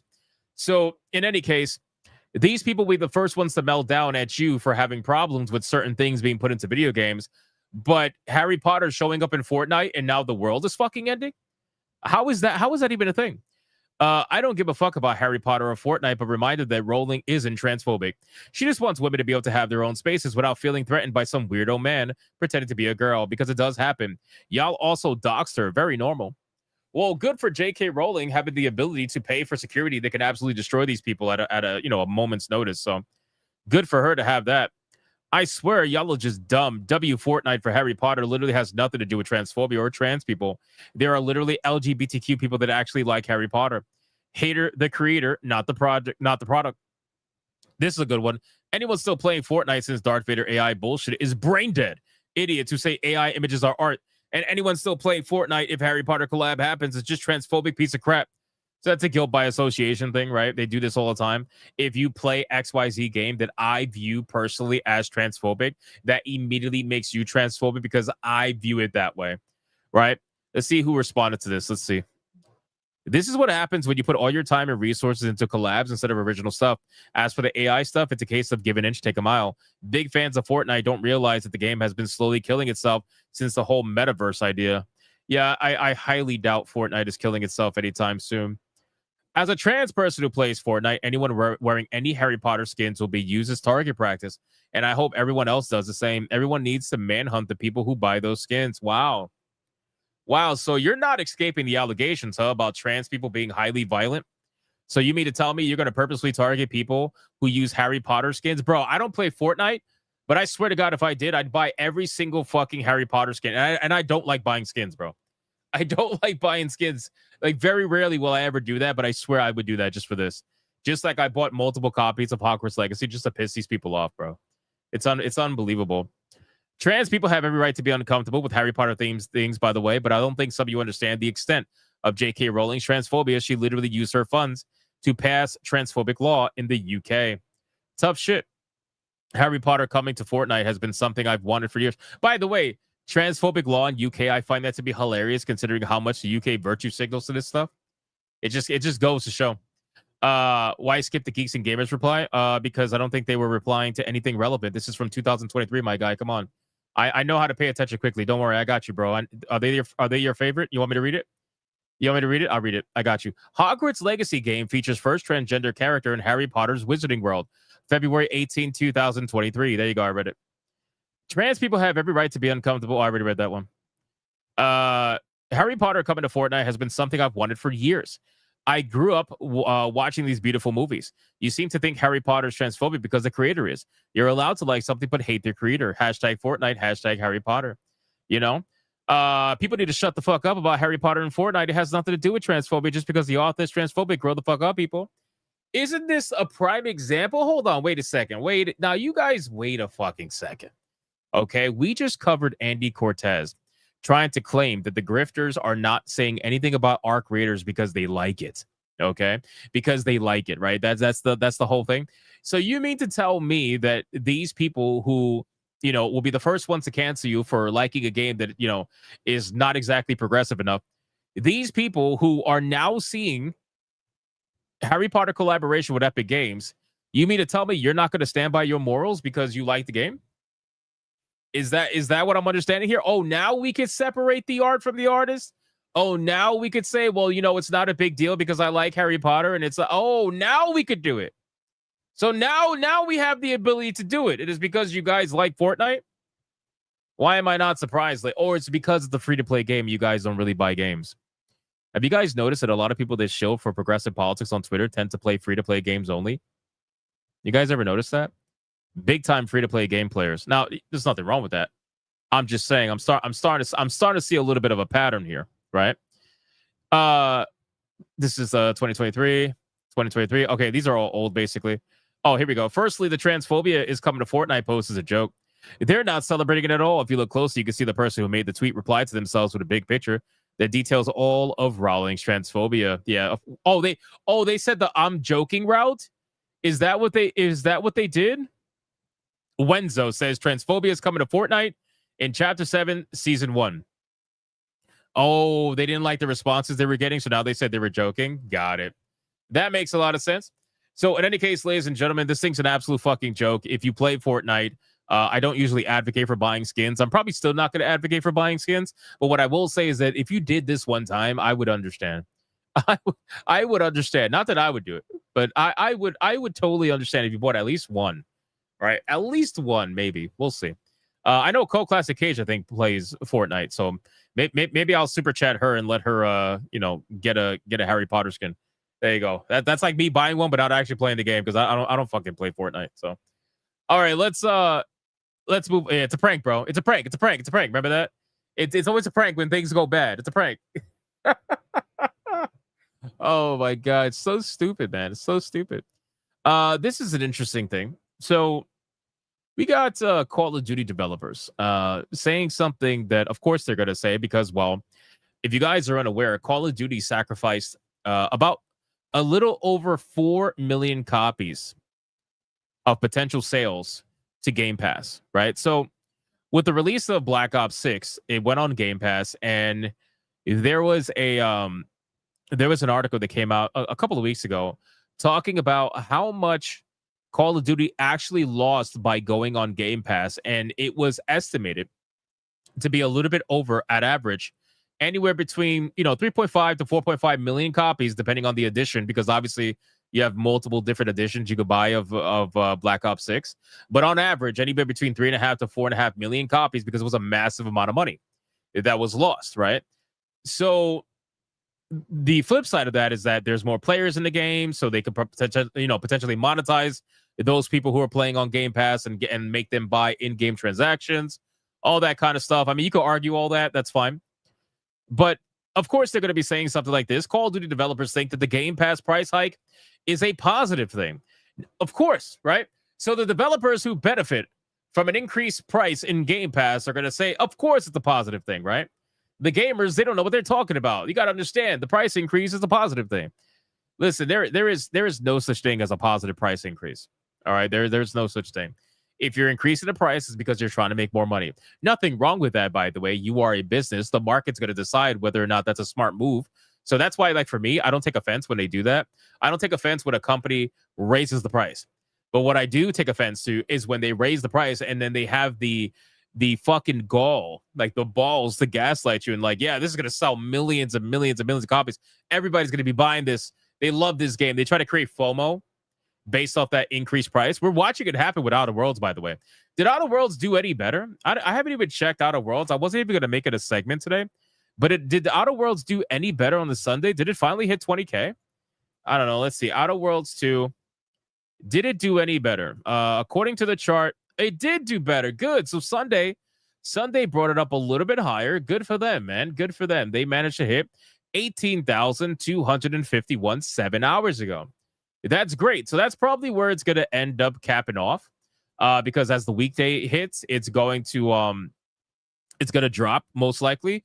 So there you go, 18,251, a sequel that clearly didn't want to do better than the first. And keep in mind, there's certain people out there that believe that.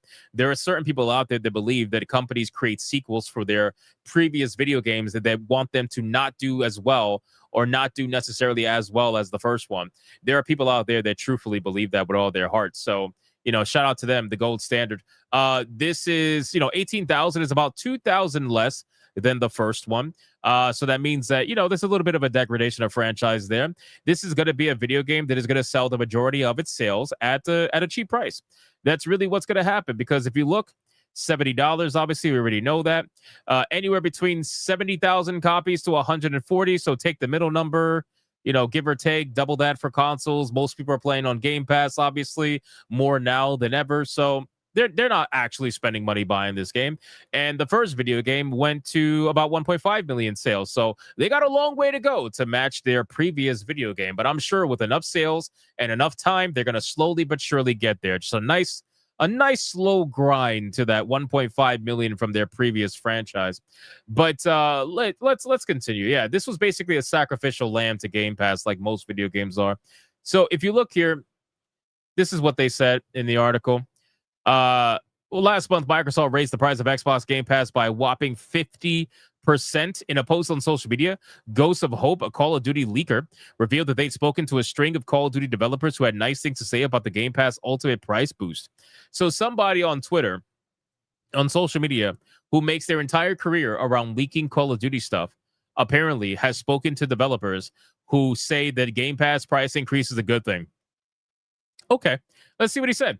I spoke to several Call of Duty developers who say that the recent price increase for Game Pass from $19.99 to $29.99 is a positive for the Call of Duty studios. Financially, this will be a win for them as individuals because it will lead to more revenue, which means they are more in control of their future and what they can achieve. There is also a lot more financial upside with bonuses and such if they are successful now.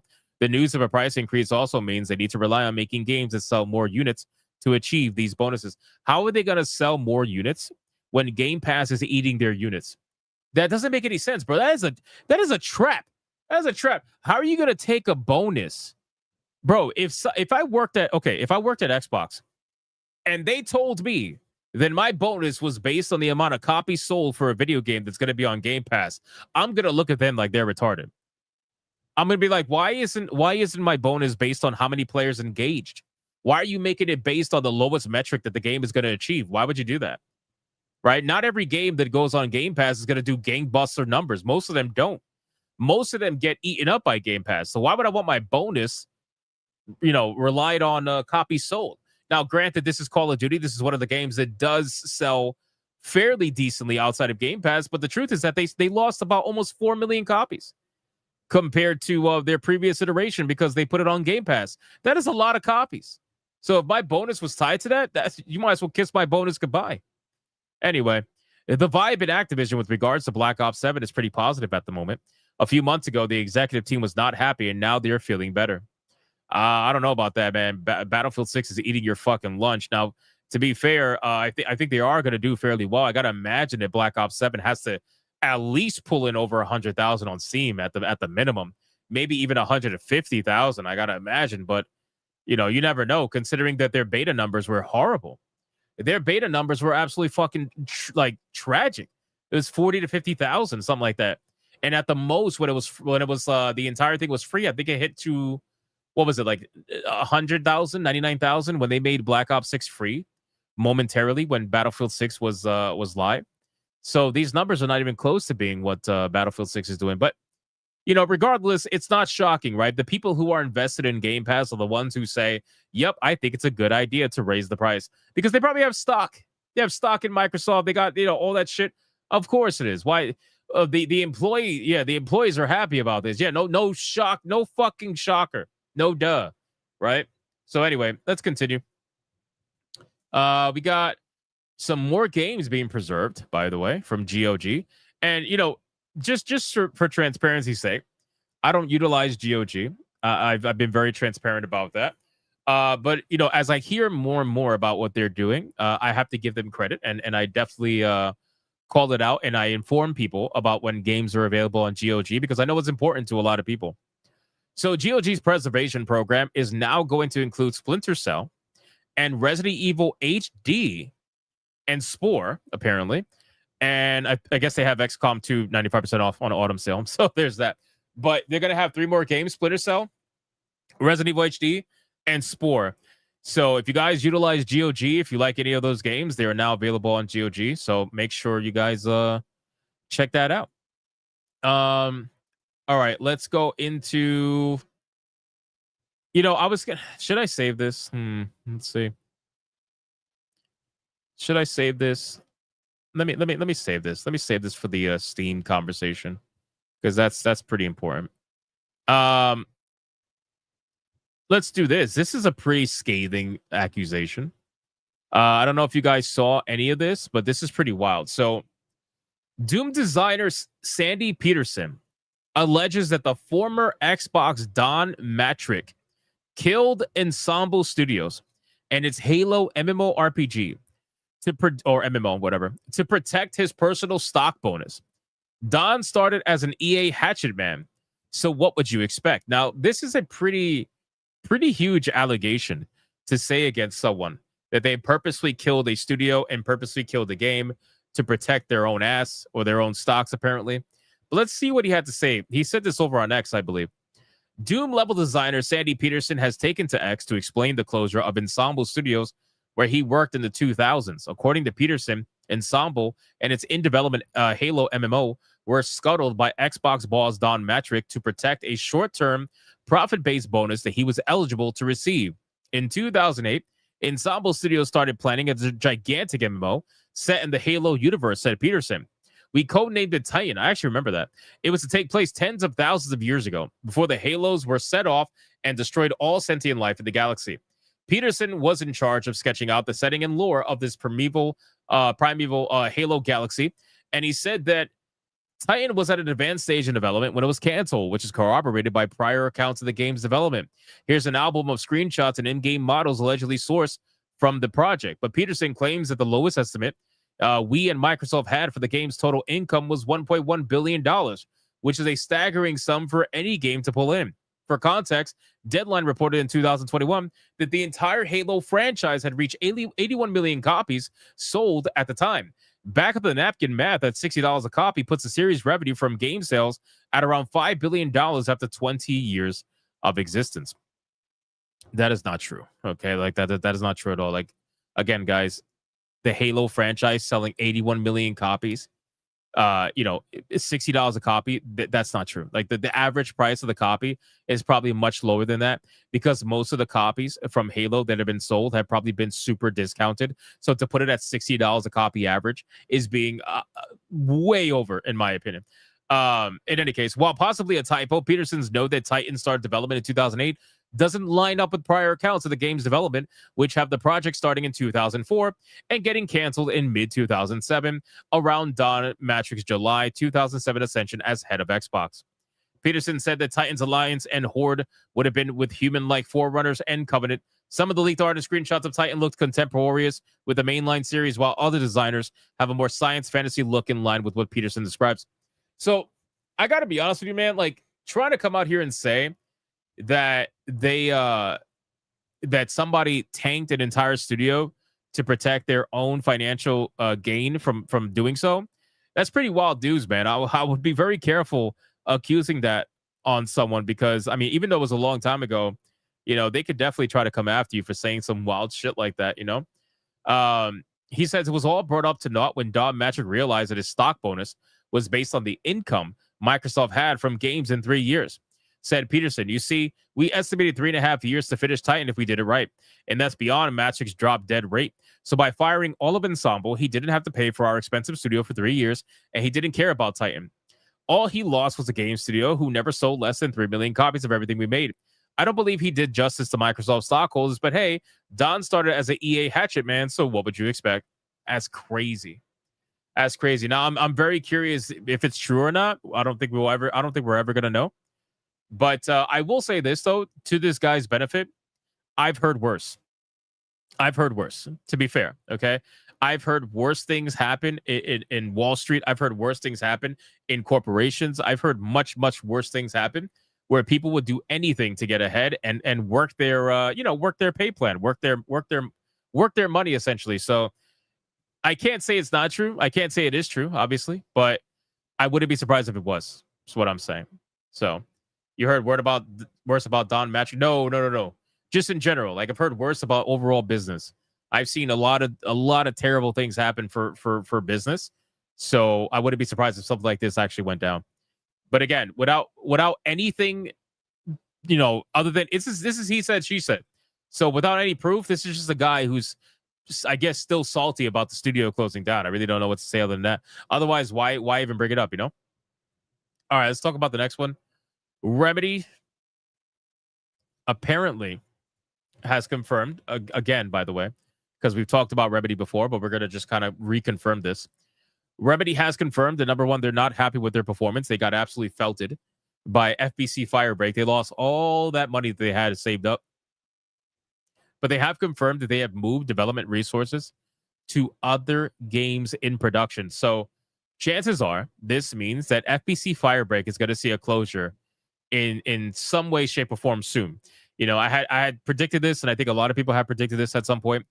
But if you look, it says the finished studio is running at an operating loss of $16.4 million. Muppet Shows has never heard of Remedy. So Remedy is the people who are behind Alan Wake and Control and Max Payne and now obviously FBC Firebreak. So FBC Firebreak, I'm telling you right now, I'm just going to reconfirm my prediction, is going to be shut down. It is going to be shut down. And I told you guys, the three things that Remedy has to do is, number one, shut down FBC Firebreak. Number two, they have to come up with a banger remake for Max Payne. Like, that's the thing. They have to, okay? If they don't, that's going to be a major problem, in my opinion. They got to cancel FBC, do the Max Payne remake justice, and they have to stop being Epic Games exclusive. They have to stop that shit. Like, that's just not good. You guys have danced with the devil, and you have lost money because of it. All right? By going Epic Games exclusive, Epic Store exclusive, you have fucked yourself over. And sure, you got all that funding from Epic Games for Alan Wake 2. You got all that money from them to make them exclusive with you. Now all of that money is gone, and you are now operating at a $17 million loss because all that money's gone. You guys need to stop being fucking Epic Games exclusive with some of your mainline titles. That's insane. You need to put Alan Wake 2 on Steam. There are people that are going to buy it, no doubt about it. You can say what you want to say about the game, that's fine. But there are people that will buy it. You need to put Alan Wake 2 on Steam. You need to convince them to do that. Otherwise, it's really fucking you over at that point. But that's where we're at with this. So RIP to Remedy. They are just oof. It's rough. It's rough, man. It's rough for them. Mortal Kombat Legacy Collection. Let's talk about this, man. So I've been watching a few content creators that are in the fighting scene. You know, Mike Hollow is one of them, and the conversation about Mortal Kombat Legacy Collection is all over the place. I'm not even kidding, like literally all over the place, to the point where you have YouTubers that are shilling this game. They're like, this is the greatest thing ever, right? And then you have other people that are just trashing this game, you know? So hold on.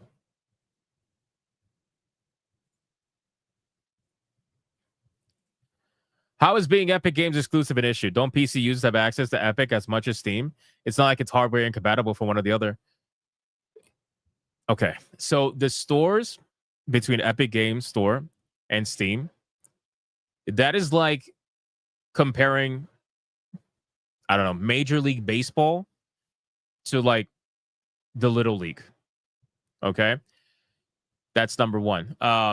So you as a developer who are trying to maximize your sales,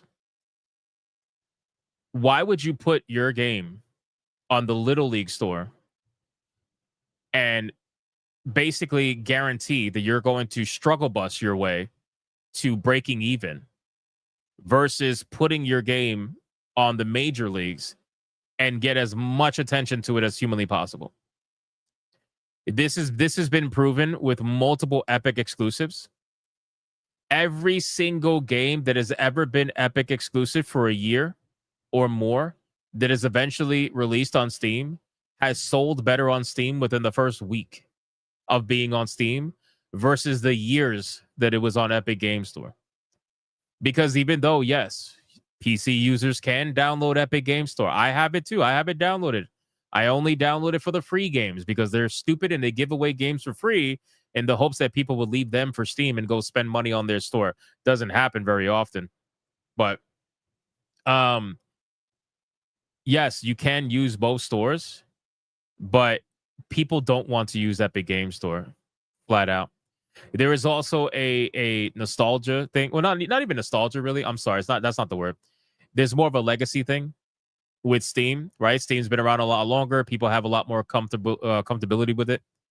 There's a lot more features on it. There's a lot more social aspect features to it where people could share, you know, their gameplay experiences with it. They can write reviews for it, all that stuff. There's discussion boards, forums, things of that nature, so people can actually try to figure out if it's a game for them versus Epic Games Store that just gives you like a star rating. There's a lot of things that Epic Games Store is lacking.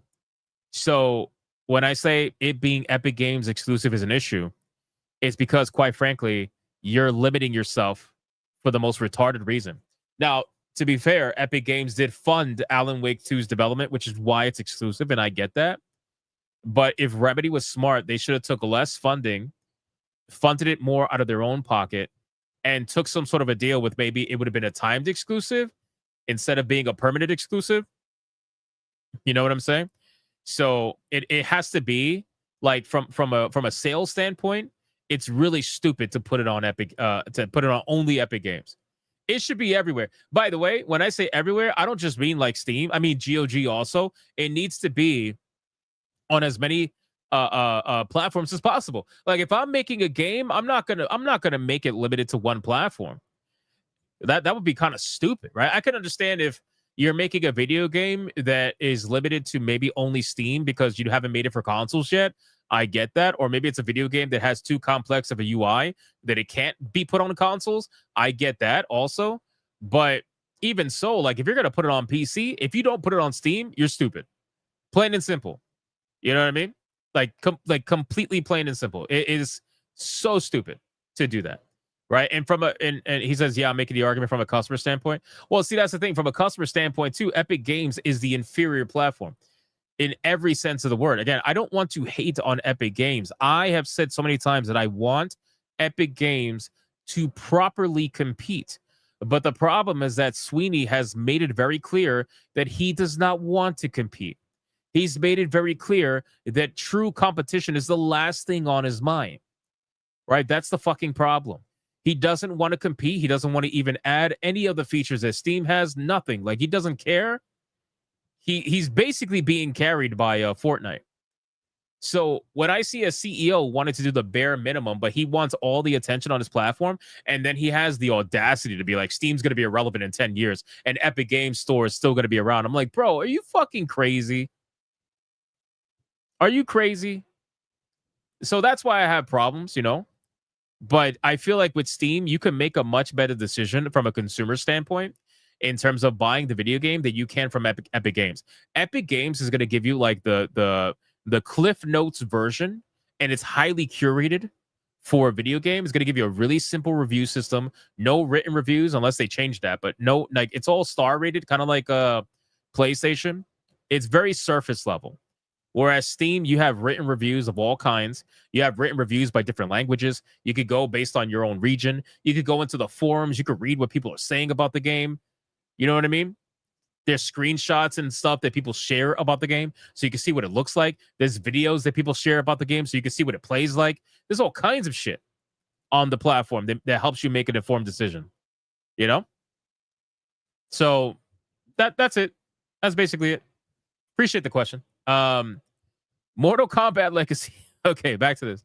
Mortal Kombat Legacy Collection launches to mixed reviews on Steam. Now this game, this one, it's got a lot of problems, and a lot of them have to do with audio, really bad input lag. Apparently, the game has really bad input lag. So naturally, as a fighting game, that's going to be a major problem. This game is something that was hyped. Initially, people were excited for it for obvious reasons because, you know, the Mortal Kombat. I think I even got gifted this. I'm pretty sure. But unfortunately, this is going to sour a lot of people's I guess experience with some of these classic games, right? And it sucks because even if they fix it, right? Let's say they fix it, I don't know. Let's say they fix it a couple months later or whatever. A lot of people are just going to be like, well, you know, they're going to be soured by it. They're going to be like, oh, so this is how you treat the older games. You know, you clearly don't give a fuck about the older games. You just want to make a quick cash grab off of the nostalgia and stuff, which, I mean, listen, is this really the first time they've done this? No. They've done this with classic games before, you know? But to the extent of a lot of the issues with this game, it goes to show that there was very little care with it put into it. Let me see if I have this because, you know, I kind of want to, I'm curious. Do I have this? Was this gifted to me? I lose track. Let me see. Mortal Kombat. Let me see. Mortal Kombat. It wasn't gifted to me. Okay. I might buy it just to check it out and see and get and tell people what's really going on with this. Because like I said, it's all over the place. It's all over the place. Like people are either shilling for it or they're just completely trashing it. There's really not too much in between. But I will say that if there is input lag issues and if there is sound design issues and stuff like that, that kind of sucks. More so the input lag than anything. Mortal Kombat waifu when? I put Mortal Kombat waifus in the waifu battle. I've done that so many times. So again, I was watching content creators, and I watched Mike Hollow have a discussion about this on a stream, and it really is, it's pretty bad. 55% of Steam reviews are negative. Input lag is unacceptably high in every game, even offline, by the way, says one person, with some players complaining it's even noticeable in the menus. Others are upset the online is in a terrible state. Quick play matches with random people only. You can't queue for more than one game at a time. So the community is splintered between games. Another laments that the 360 PS3 MK collection that came out over 10 years ago had better netcode than this. It's not just lag and online players that are complaining about it either, with the AI coming in for a drubbing as well.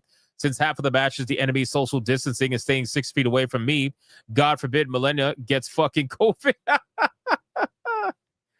Oh, that's funny. That's funny. That's actually pretty great. According to Digital Eclipse's FAQ, lobbies are coming in post-release update. In the weeks following launch, they say we will add online arcade, a system where you could create lobbies, choose the players, and rotate games for the taste of your private group of friends. We're finalizing the UI details on these features now. There's also been a hot fix to deal with some audio issues. Okay, so at least they fixed that quickly. And a handful of other bugs, which comes with a note. Additional fixes will be addressed in the coming days in another update. It's entirely possible they'll turn this around, but it's a shame to have games that are 30 years old arrive on PC feeling like they need more time in the oven. At least the documentary has been well received. It's the focus of most of the positive reviews. So again, if you have a fighting game that has massive input lag, that is like 3 strikes. You know how you have a 1 strike, 2 strike, 3 strike, you're out? I'm sorry, but really bad input lag on a fighting game is 3 strikes automatically, in my opinion. Like you cannot release a fighting game with bad netcode and input lag. If you do that, you're out. Like you're literally out, bro. That's like releasing an FPS game with hit detection problems, right? If you release an FPS game with hit detection problems and I shoot someone in the head and it hits them in the leg, bro, you got a massive problem. You got a massive problem. So hopefully they fix this, man. Hopefully they fix it for the people they bought into it. But unfortunately, these older games, man, they get mistreated so goddamn bad by these studios that don't actually care. You know, these are not the people that made the game, obviously, most of the time anyway. And they look at these old games as a way to fund their newer bullshit. Like, oh, we need money for a new bullshit. Let's go take out something from our archive. Let's remaster it. Let's release it quickly, cash grab it, and then we could fund our bullshit. That's really what it is, man. It's really what it is. So sad, but in any case, let's continue. We got Arc Raiders. Arc Raiders is in the news. Person says, off topic, but Hypno, are you going to watch the Mortal Kombat 2 movie? Not in theaters. Not in theaters. I've said this many times that, you know, a lot of my free time has been taken up by video games because I like to review games. So I do review for games off stream. I do review for games on stream. So usually in terms of like movies, I don't even watch anime really. Like in terms of movies and TV shows and anime, I don't really watch it anymore. I'm either playing video games or reading manga. That's basically it. That's my two things that I do free time wise. So if it's a really good movie, I'll see it. Or if it's something that I heard about that I think looks good, I'll see it. But most of the time, I wait for it to come out on 4K, and then I'll just buy it if I really want to. Otherwise, not really. So, or if it's on streaming, I'll probably do that too. So, that's it. Let's see. Plus, isn't that the movie that has like the bald jade? Isn't that the movie? I'm sorry, you just reminded me. Isn't that the one that has the bald jade? Where instead of the actress playing the character, the character's playing the actress. Like, isn't that the one that has that? Isn't it that one? I'm pretty sure that's it, right? Yeah, I'm good. Arc Raiders. Let's talk about Arc Raiders really quick. So, Arc Raiders design director, and I feel like the reason why I'm going to bring this up is going to be related to Battlefield 6 and Call of Duty. So that's the reason why I'm bringing it up. But Arc Raiders design director says that we will maintain the current aesthetic that we have when it comes to skins. So no T-Rex costume running around. Okay. So the reason why I want to bring this up is because I find it very interesting how Call of Duty is like the punching bag for the industry, where they went so far gone with their skins. And it's funny because Fortnite has been doing this forever, but Fortnite was like in their own bubble. So everybody looked at Fortnite and said, okay, well, the crazy skins, they make sense. It's a cartoony game, whatever. It's in its own bubble. But the moment this like cartoony shit came to Call of Duty became the punching bag of the industry, because you guys remember that Battlefield 6 ran on an entire marketing campaign of making fun of Call of Duty without ever mentioning them, right? They even made a whole fucking trailer, a live action trailer where they brought in a whole bunch of funny looking actors and then they got replaced by actual like military looking people. They blew them up. And that was supposed to be like them making fun of the skins that's in Call of Duty. And now you have Arc Raiders design director saying basically the same thing. And it seems like people have realized that, you know, unfortunately, Call of Duty kind of ruined it for a lot of developers. Maybe they wanted to do something crazy like that. But now they feel like they're walking on eggshells because they've seen the backlash that Call of Duty has gotten. Now, to be fair, Call of Duty has also made a lot of money in these skins. So should they really care? I don't know. Maybe, maybe not. That's for you guys to decide. But Arc Raiders does have a certain aesthetic to it. It's like a kind of, you know, post-apocalyptic kind of setting to it where everybody's like super armored up, super like baggy clothes, kind of like protective gear and stuff like that. And obviously you're carrying around a whole bunch of items and stuff. So it would be, like I said earlier in the stream, it would be a little bit weird if you kind of want them to be naked or like running around in a bikini or something like that, or running around with a fucking T-Rex costume, or, you know, Beavis and Butthead or whatever. I mean, it would kind of be a little weird.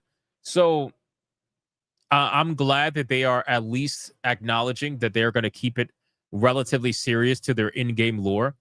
But that only goes so far. That only goes as far as they're willing to go. So if they say that, and then, you know, 6 months down the line, you see Beavis and Butthead in Arc Raiders, I think everybody has a right to roast him. Me personally. I think everybody has a right to fucking roast him.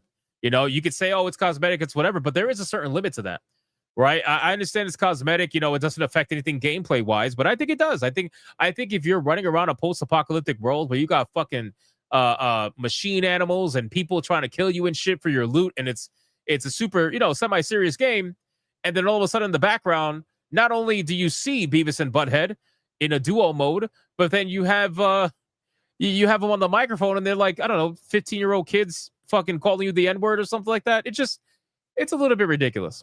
It's a little bit ridiculous. So again, hopefully they do keep it, you know, they do keep it you know, serious to their own world, whatever their, you know, their lore is and whatnot. So, but when I saw this, I was like, damn, man, Call of Duty really is the joke of the entire fucking industry. It's hilarious. But they kind of deserved it. They did that themselves. So all right. Let's fuck. I got two more fast ones. Number one, if you play Final Fantasy 14, they're apparently going to make a change, which I know we were just talking about immersion. This is I can't stand this shit. I can't stand it personally. I understand this is going to be huge for the people that love to do role play and stuff like that. I really don't fucking care, bro. Final Fantasy 14 says, fuck it. You want healers and plate mail? You can have them. And they're promising to remove all class and level restrictions on glamour gear. Now, what this means is that, for those of you who don't play MMORPGs or whatever, this means that the white mages and the black mages, they usually run around in cloth armor. You know what I mean? They run around in cloth armor. They look cool and stuff like that. And they don't wear heavy armor. They don't wear medium armor. They're not wearing leather. They're not wearing plates because that would be kind of stupid, right? They're removing all of that. They're removing all of that, and now you're gonna have it where white mages could be running around in fucking, like, I don't know, tank armor, or tanks could be running around in you know, black mage armor. Now, keep in mind, there is some gear that is cosmetic that allows you to run around practically naked, or like, you know, something stupid like that. But this is gonna take it to a whole nother level, right? This is going to take it to a whole nother level.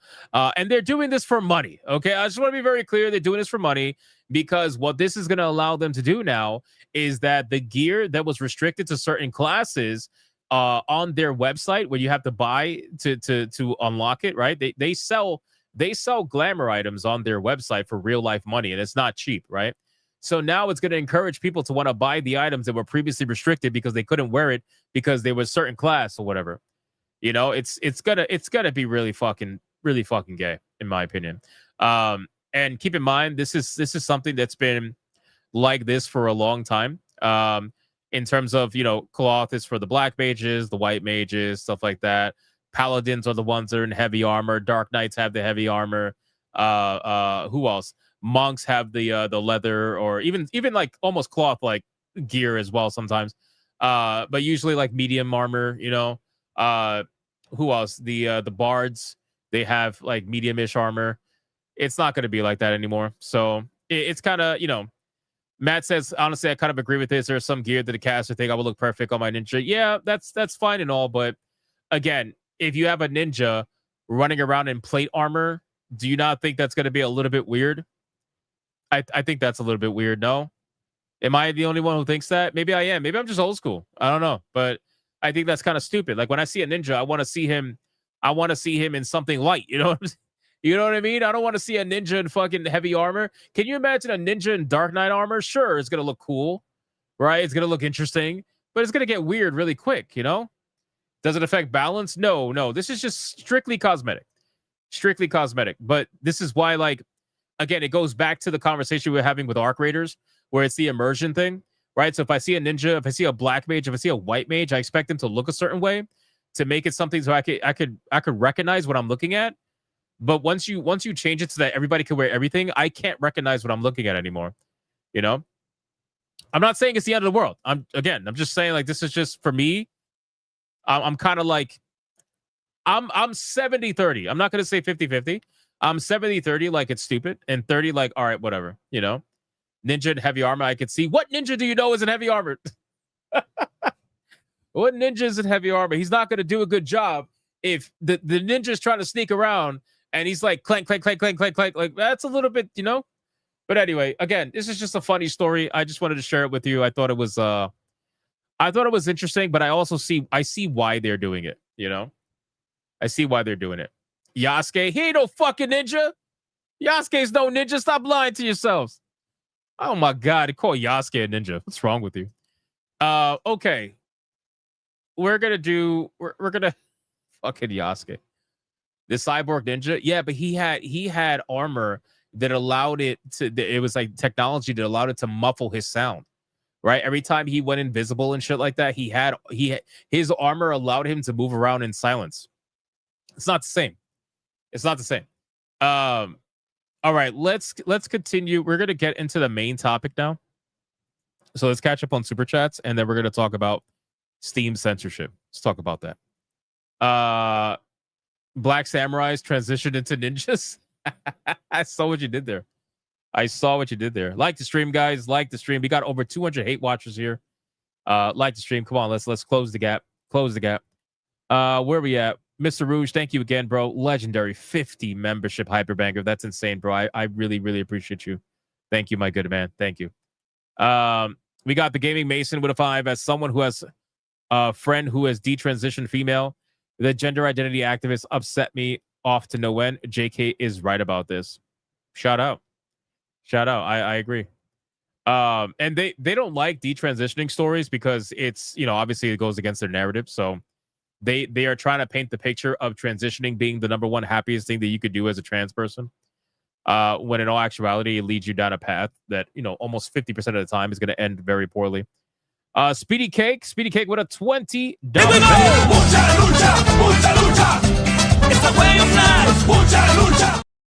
Shout out to Speedy Cake, man.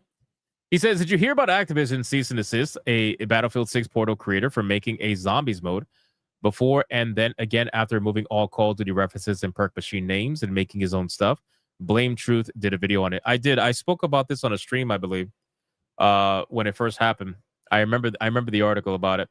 Yeah, it's not surprising. Portal is actually pretty interesting, what you're able to accomplish in it.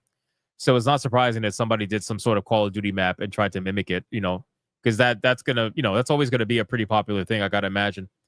But thank you so much, Speedy Cake, for the 20. I appreciate you, bro.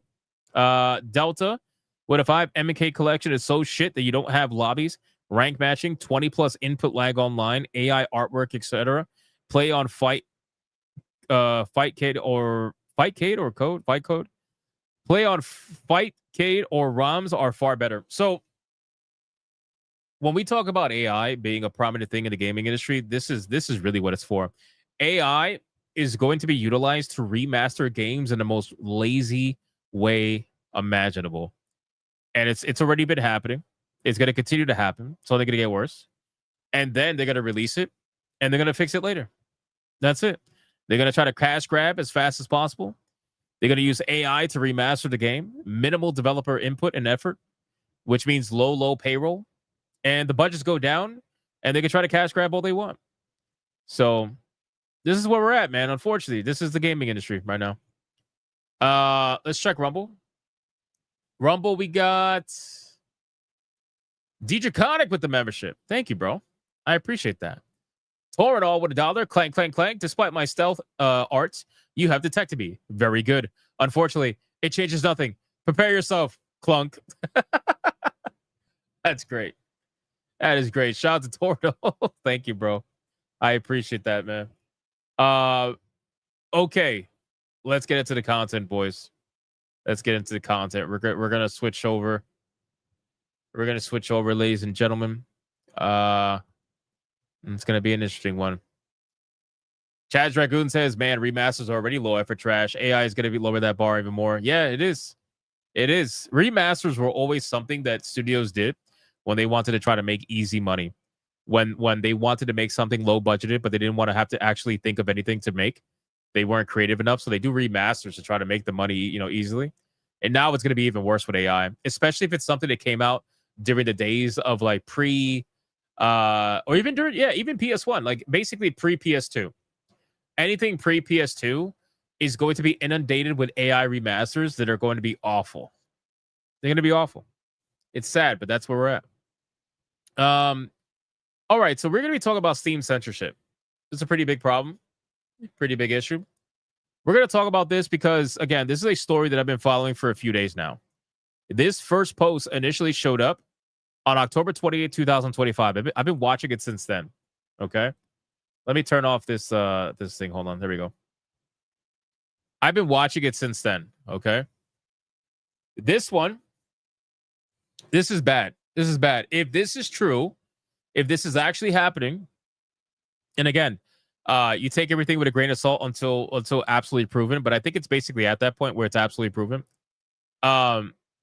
This is really bad because it shows the mindset of at least some of the people that are working at Steam. And if this is the mindset that they have now, then I don't think anything is safe, which is something that I've said is going to eventually happen if the whole collective shout thing goes unchallenged and the whole censorship thing went unchallenged. Now, it didn't go unchallenged. Obviously, we talk about it whenever it comes up, and we try to do what we can, and people were signing petitions and try to fight it. But, yeah, Courageous Kirsten's right. This is why you personally don't put all your eggs in one platform. That's fine. I totally understand. So we're going to talk about this game called Aftermath Red Pine Lake, and the reason why it is not going to be put on Steam, the reason why Steam denied it, it is insane, some of the reasons why. So we're going to talk about it. All right, ladies and gentlemen, so in today's video, we are going to talk about a video game called Aftermath Red Pine Lake. Now, this is a video game that I've been personally following for a few days now. There is a crazy story going on regarding this game and Steam, where Steam denied this game entry due to the art that was used for its thumbnail image or like its banner image. When I show you the picture, it's going to blow your mind. But what makes it even worse is that it's the response from Steam that is getting a lot of people pissed off, because if this is to be believed and if this is true, then that means that there are people at Steam that are censoring damn near anything that is female related, even if it's not nudity, even if it's not remotely nudity. They are muttering the term, they like mudding the whole term to try to censor as much as possible. So here's the post here from Aftermath Red Pine Lake, and I'm going to link this post in the description box below. So if you guys want to go follow them on Steam, on Steam, on X, you're more than welcome to. It says announcement. This image is the reason our Steam page has not been approved. This image is now classed as too mature, according to Steam. So now we cannot have the page ready in time for the event. It will need to censor our marketing, screenshots, etc. This is what censorship is coming to in the games industry. And we have to ask now, is it worth it for them to move the goalposts down the line? We could have it all remade and hope they accept it. But where will it stop? We would need to redo the networking too if we move platform. But do we really want our game censored? We don't. Anyone know of any platforms they recommend or publishers that can handle mature content? Let us know. We are sorry about this. We work hard to get something ready that we can't even share, but we do have one thing that is playable that we will announce for Halloween. So what's the problem? What is the picture that has decided to stop Steam from allowing this game to exist on its platform? It's this picture. Just this. That's it. It's a girl in a bathing suit. I'm not even kidding. It's a girl in the bathing suit. So it's a girl in a bathing suit at a lake with some weird creature in the background. You can see the creature in the background right here. This is what Steam has decided is now considered to be sexual content. All right. This is like, I'm sorry if I'm struggling with my words, because this is beyond aggravating for me. Okay, because again, I like Steam, I utilize Steam, but I will call out their L's when it happens, and this is absolutely one of them.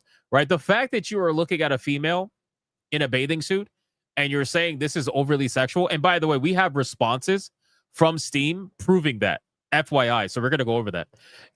But this picture being the problem for promotional material, and this is stopping you from releasing the game on Steam, bro, what are we doing? Right? What are we sincerely doing?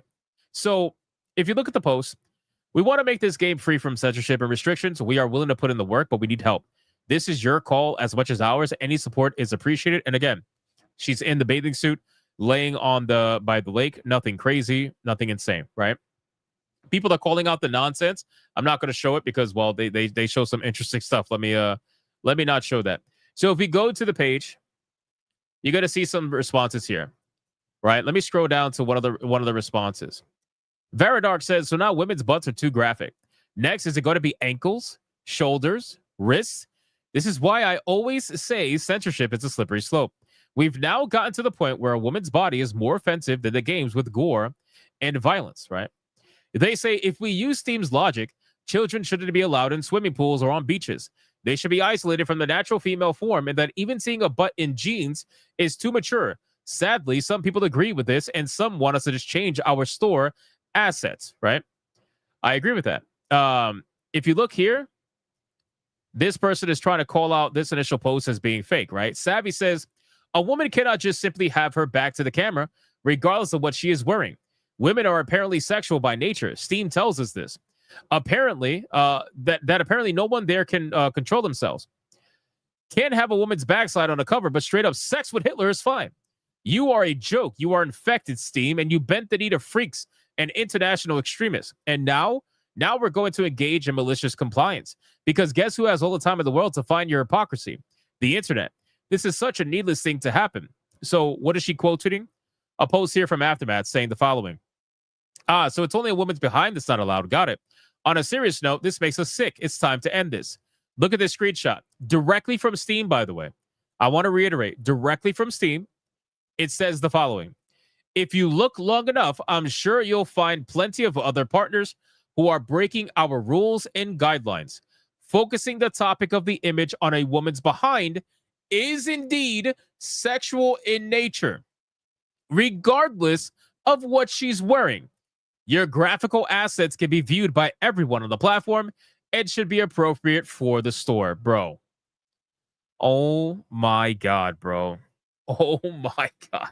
Whoever this was that responded from Steam needs to be fired immediately, right? Needs to be fired. If this is not what they truly believe, but if this is what they truly believe, bro, what are we doing? Again, this sounds like this is more of a personal problem for whoever responded to this versus it being like a guideline for Steam, because I cannot believe that this is a Steam problem when Steam has video games like Sex with Hitler on it, a whole bunch of hentai games on it. They got all kinds of stuff on it. But you mean to tell me that you're going to assume the intent of the developer, and whether it's true or not, she's in a bathing suit, bro?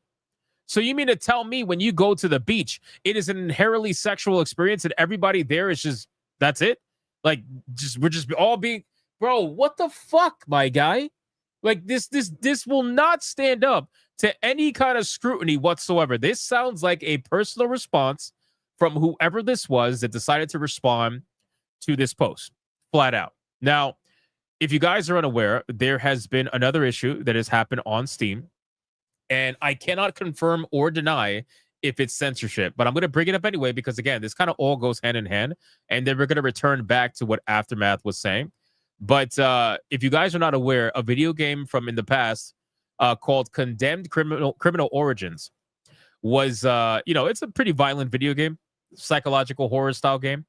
It's been delisted from Steam, and it's also been delisted from Xbox, ironically. Now, some people are calling censorship. Other people are saying this might be a remaster that's on the way.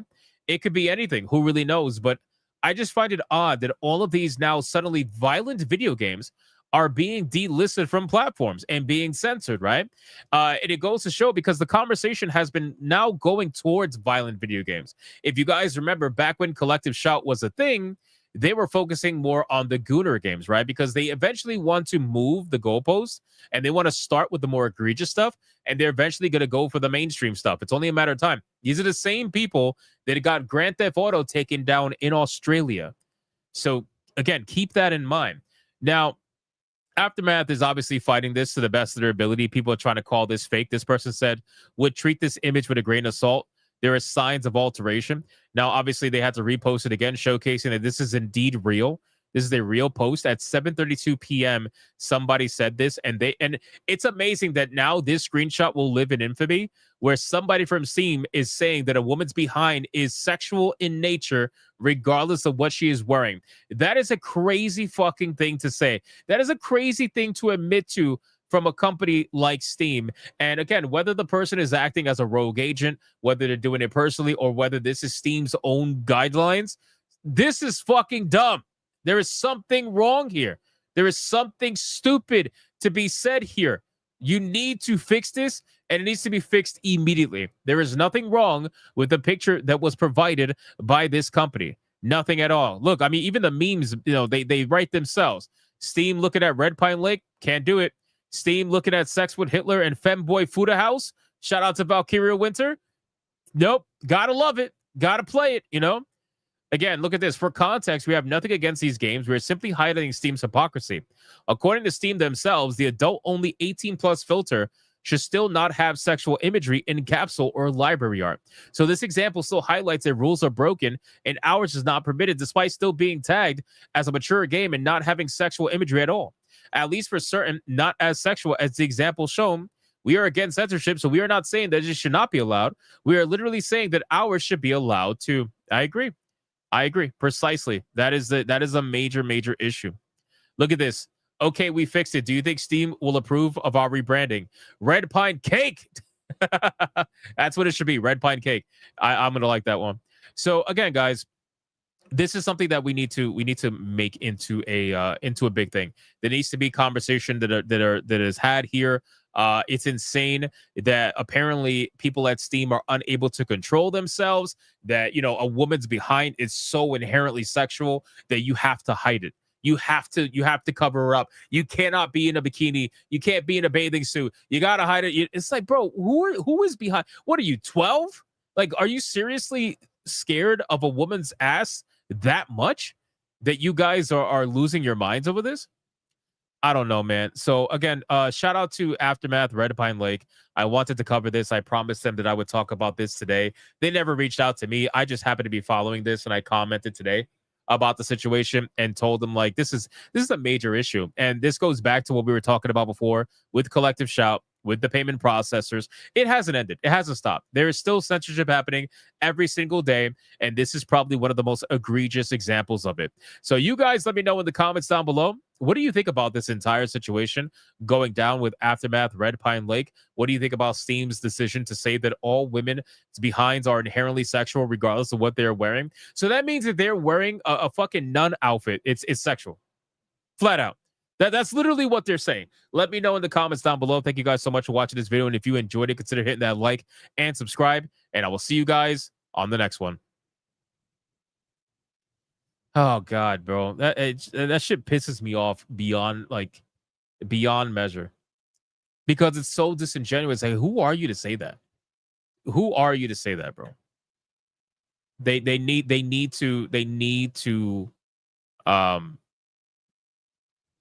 to respond to this like ASAP.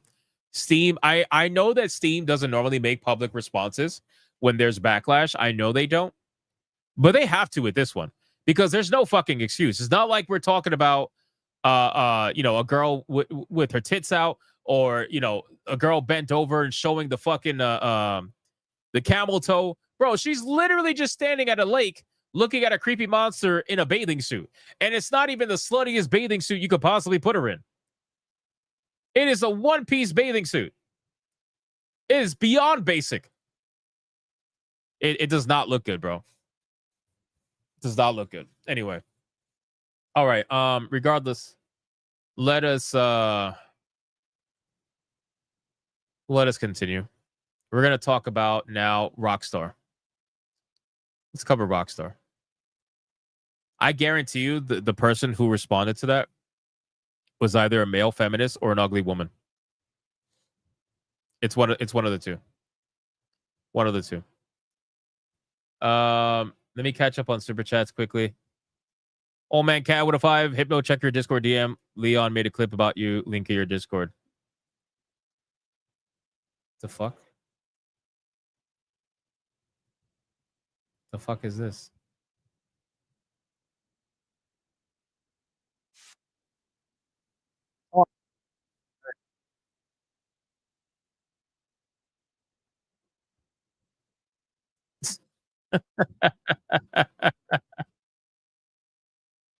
I already saw that. I already saw that. There's no audio. Hold on. I gotta put it. Give me a second. Hold on.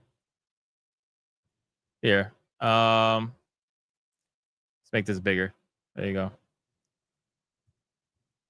Yeah, thank you. This is for you. Like, I don't think humans were meant to see sissy hypno inflation compilations. But hey, by the way, did you know that I suck dick as a man? I lick the ass of other men. But really quick, I lick the. Yeah, thank you. This. Oh god, that's fucking great. Oh man. I love it. I love it. That was when I was talking about that was when I was talking about the gamer and how they got laid off, and they were like, "Oh, we do amazing work." And I was like, what the fuck is your amazing work? Is your amazing work like talking about how you suck dick? You know what I mean? And you lick the ass of men. So pretty hilarious. Pretty hilarious. Hypnoception? Yeah, that sounds about right. Pretty much. All right, let's get into the content. Where the fuck are we at? Let me X this out. We got Rockstar. Here we go. Okay, Rockstar. Very good, very good. Thank you, old man Cad. Ron TFK with a 2. Asmongold TV just dropped. Welcome home. Really? That's awesome. Adair Salta with a 2, and this game is about zombies. Shout out. Crazy, huh? The chaos you would cause on Blue Sky would be insane. Oh, bro. Yeah, no thanks. No thanks. I'm good. I'm good. Again, if I barely use X, I don't want to use Blue Sky. Plain and simple. Go My Princess, when I saw Aspen watch that, I thought of Hypno 2. What's the welcome home? I don't get. Did he play my clip or did he play another clip that looks like my clip? All right, let's talk about this, man. We gotta go through this. Come on. Like the stream, boys. All right, ladies and gentlemen. So we got a very interesting story coming out from Rockstar, where apparently they're being accused of something pretty egregious and also pretty hilarious, depending on the side of the aisle and what you think about the overall situation. But Rockstar apparently accused of the most ruthless act of union busting in the history of the UK games industry.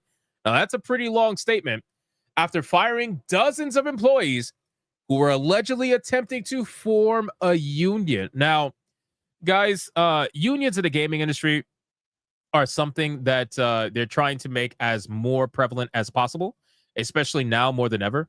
Because over the last 2 years, since 2024, there has been well over 40,000 layoffs in the gaming industry.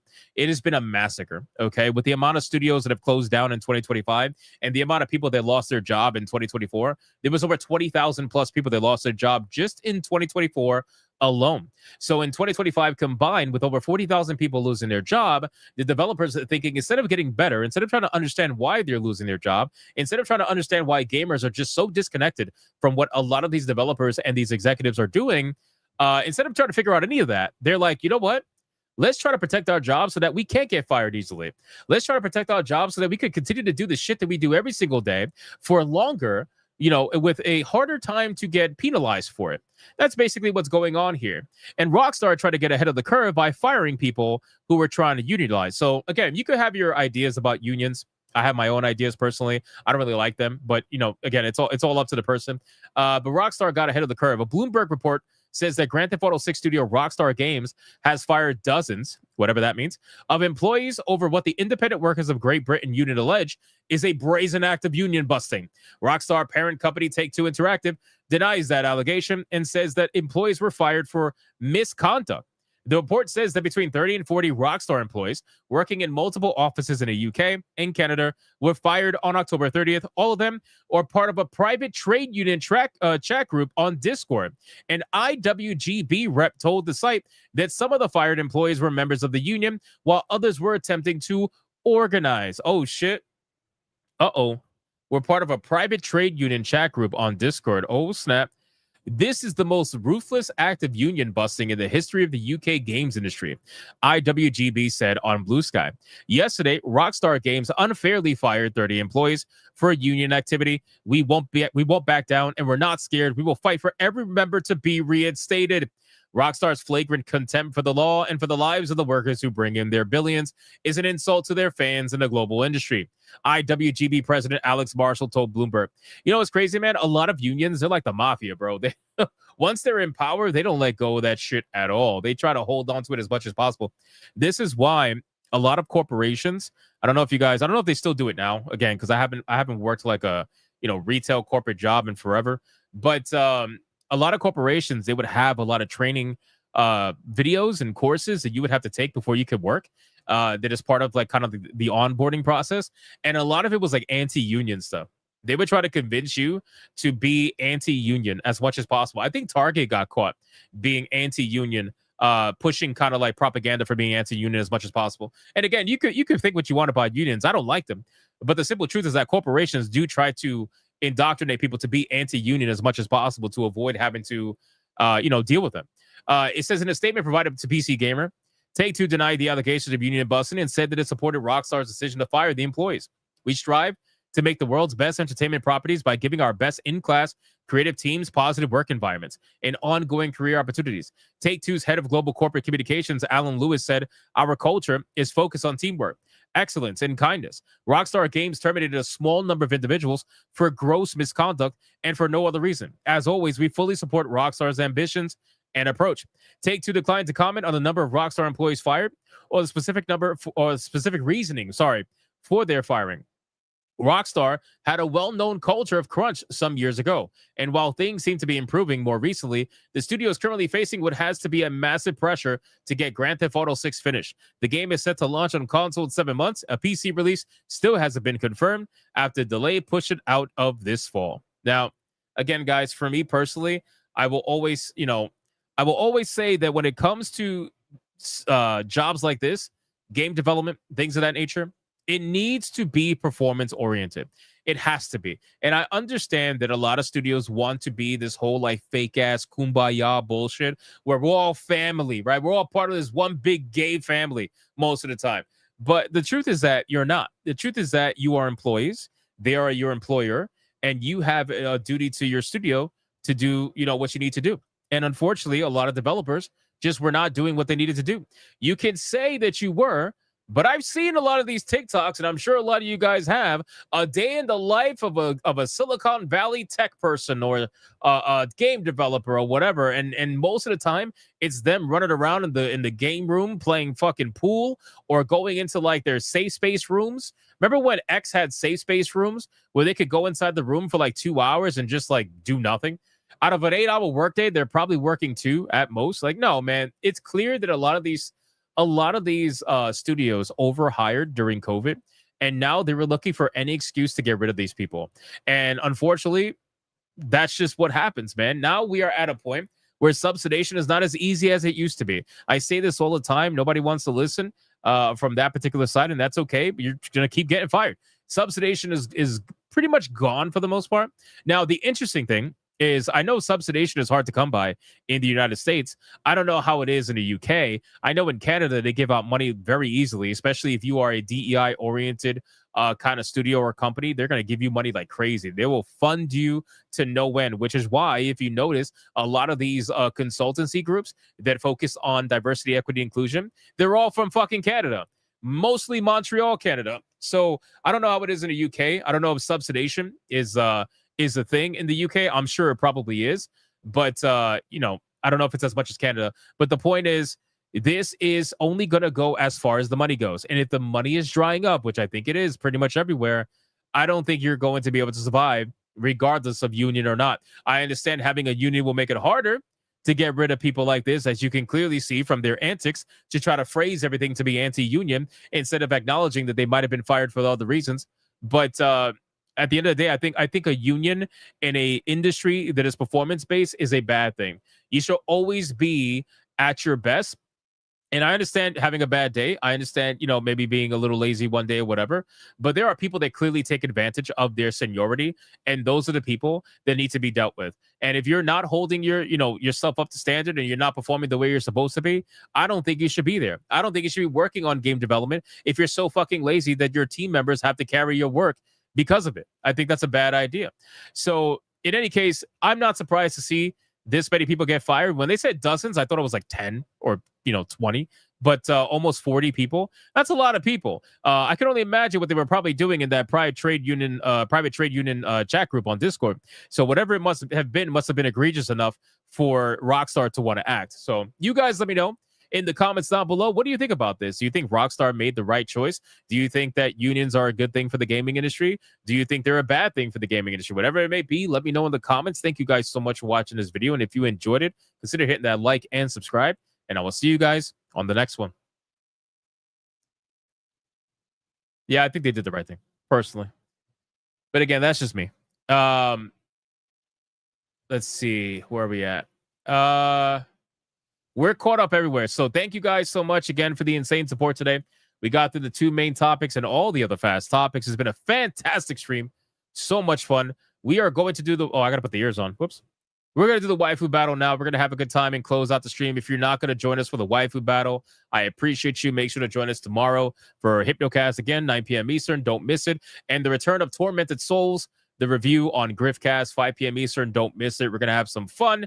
And like I said, if you guys are not aware, I'm going to try to make SNH Play a thing. So after our flagship show, Saturday Night Hypnosis, every Saturday, we're going to try to do an SNH Play on Hypnotic Gaming Live where the group gets together and we just play some fun party games, man. I think it'll be a great time.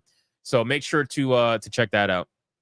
All right, boys, let's get into the waifu battles. Have a good time and let's see what we got going on, man. We got a brand new waifu. We got a brand new waifu. Let's see how she does. Here we go.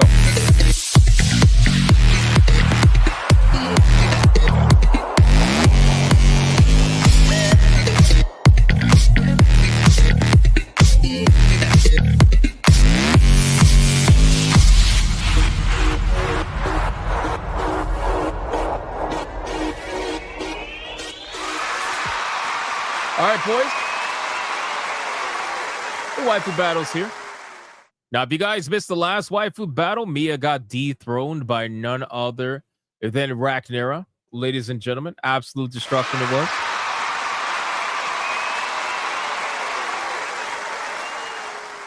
Now, before we bring out the challenger, let's go over the rules of engagement for the waifu battle. Rule number 1. All super chats during the waifu battle can and will count towards a particular waifu, but the only way that it is going to count is if you put the name of the waifu in the super chat first. You gotta put the name first. If you do not put the name of the waifu in the super chat first, then it will not count. It does not matter how big they are. If you super chat after the fact and you put the name of the waifu that you forgot to put the first time first, then I will make it count. Rule number 2. You could vote for any waifu regardless of who's on the screen. It doesn't matter. You could vote for the champion, who is Rhaenyra, or you could vote for the challenger, who you're about to find out. It doesn't matter who's on screen at the time. Last but not least, after the second waifu comes off screen, I'm going to do a 30-second countdown. After that 30-second countdown, no more super chats are going to count. It does not matter how big they are. The last super chat that shows up on my screen will be the one that counts. So please If you're gonna vote, vote early and vote hard, ladies and gentlemen. Do we understand the rules?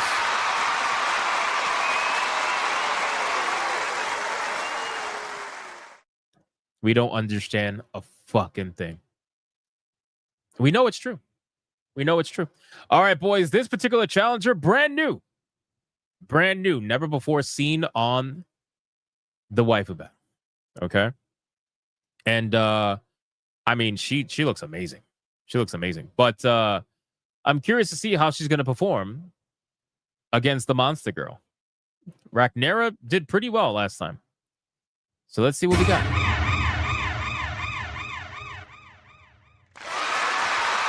All right, boys. The challenger that is going to go up against Rhaenyra is going to be none other than the one and the only Ayuko from the Golden Boy. Ladies and gentlemen, let's start the clock and let's see who is going to win. Is it going to be Rhaenyra or is it going to be Ayuko? The names are on the bottom. Make your votes known. Make them known.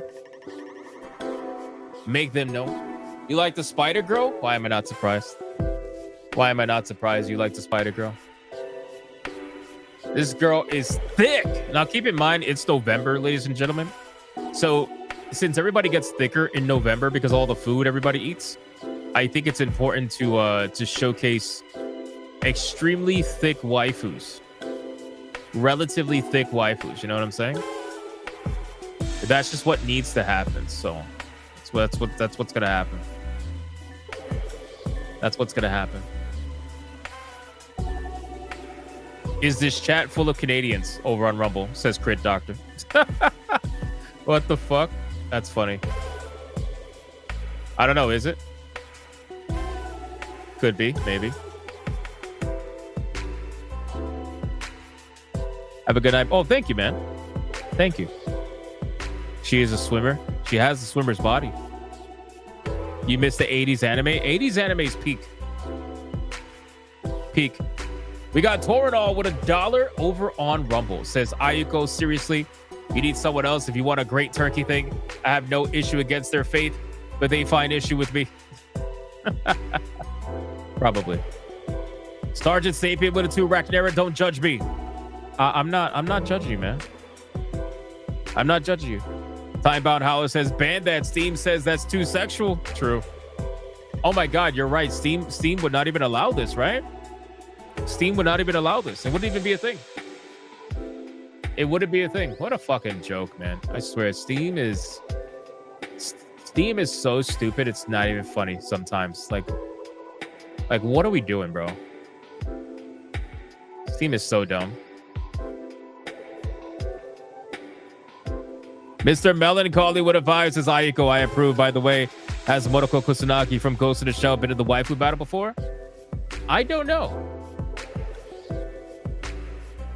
I don't know, to be honest with you. I'm not entirely sure. I don't remember, bro. There's so many waifus. It's hard for me to like remember, you know? But I think Blackguard and T-Jab have records of all the waifus, so. But I don't think she was in, no. I don't. Fallen Angel with a 2 says, Ayuko, have to support my post. Got Golden Boy on DVD. Nice. Nice. Very nice. War Wizard with a 199. Rhaenyra Spider Waifu Supremacy. Very nice. I appreciate that, man. I appreciate that. I can help with that with a 989. Says Ayuko, which was countered immediately by Hickory Excalibur with a 989 saying Rhaenyra. That's crazy, bro. Holy shit. It was at the same time. Yo, that was like Ultra Instinct parry right there. That was great. That was great. Wow. Parried hard right there. Nice one. Nice one. Yeah, it was an Uno reverse card. Parried. So good. All right. Ayuko is going to come off screen. And now it's time to bring out the current Waifu Battle champion, who is none other than Rhaenyra, ladies and gentlemen. Let's start the clock and let's see who is going to win. Who is going to win? Is it going to be Rhaenyra? Or is it going to be Ayuko? Let's find out. Democulus for a 5 over on Rumble says Ayuko. People who choose Rhaenyra just want to be her meal. That is a possibility. That is definitely a possibility, to be honest with you. It's kind of like a death by snoo kind of a thing. Except you're going to die from being like, you know, bitten by a spider and then spun up in a web and then choked to death. You know, kind of that stuff. Panda Nautic with a 2 says Panda. Why am I not surprised? Thank you, Panda Nautic. Appreciate that, bro. I appreciate that. Multiple eyes, which means multiple feet. Exactly. Exactly. Think about it that way.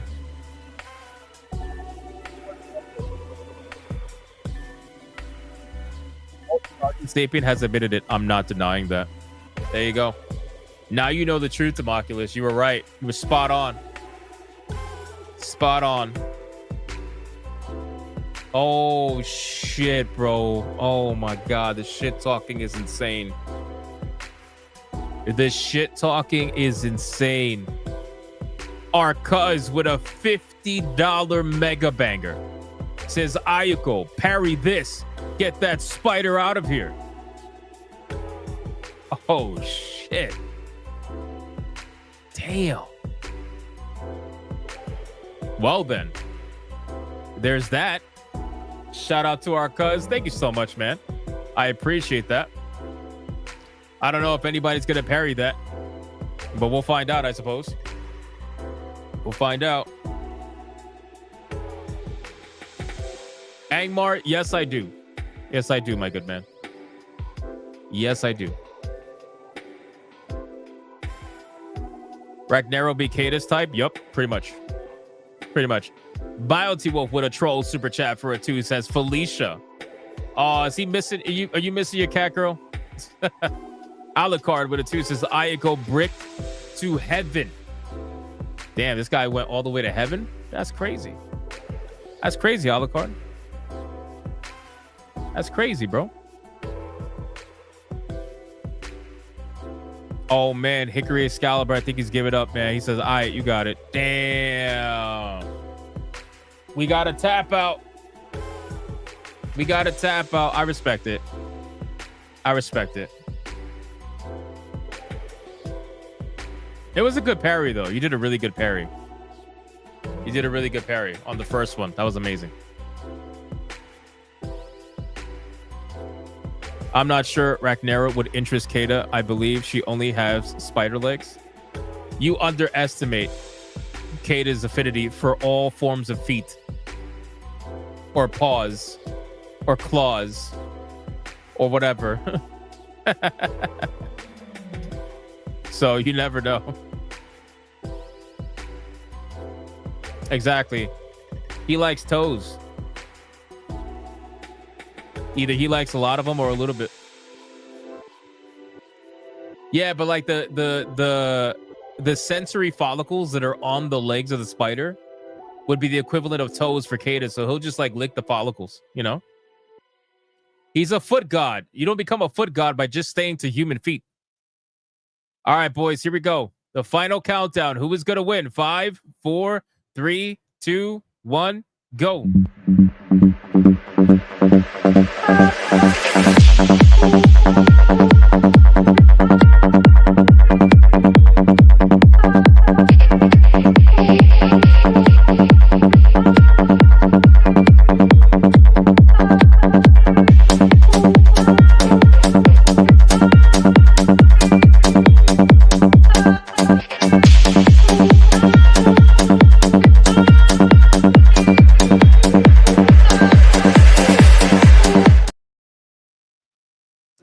Damn, our cuz literally scared them away, ladies and gentlemen. That is wild.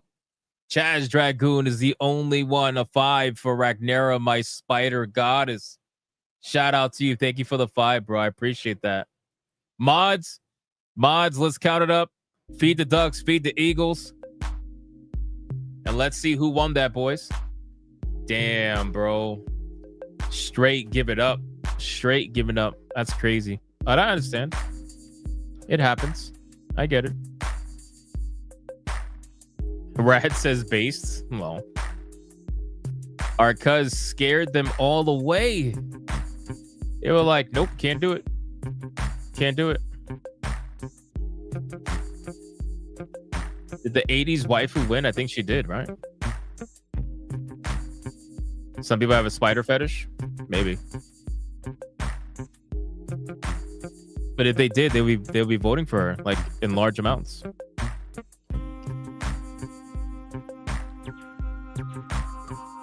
Damn, bro. Pure destruction right now.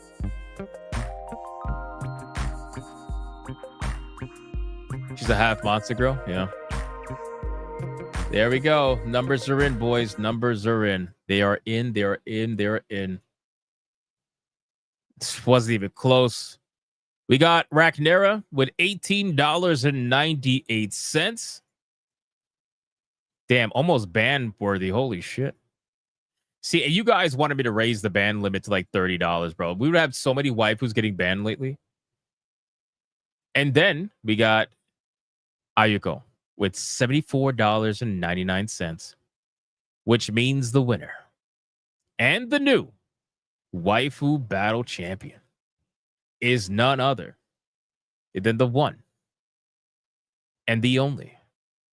And I'm totally not stalling for time to download the picture. Ayuko, ladies and gentlemen. Damn. GG, boys. It's over. It's over.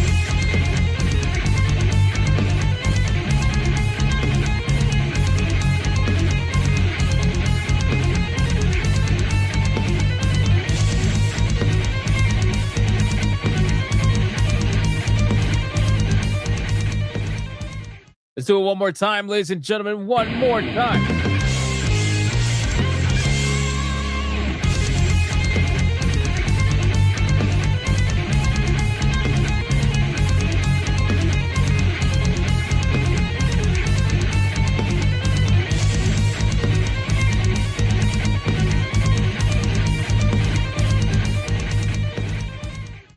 And I'm sure there's at least a couple of people coping and seething. Perhaps not many, though. You are coping and seething. You just can't accept what you're seeing. Yes, you're coping and seething. The truth is scalding, and now you are molding and coping so hard. Coping and seething. And that's going to be it for the Waifu Battle, ladies and gentlemen. Ayuko is going to go backstage. She will face off against another waifu tomorrow, Hypnocast, 9 p.m. Eastern Standard Time. Do not miss it. Do not miss it.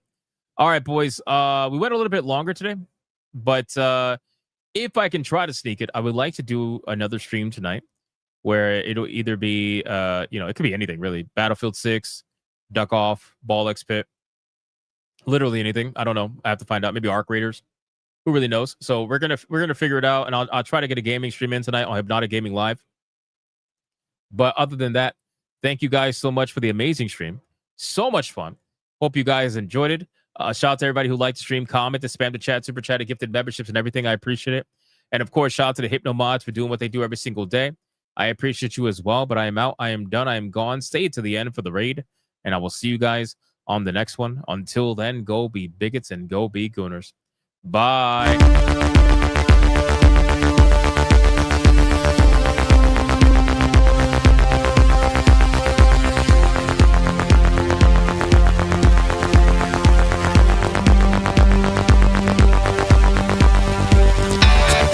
I am not gay. I have relationships with women and sex with men. And I got news for you. That means you get.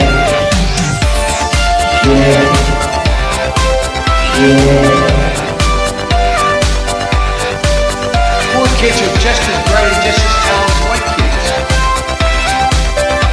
Her dog, or her cat, was named Vagina.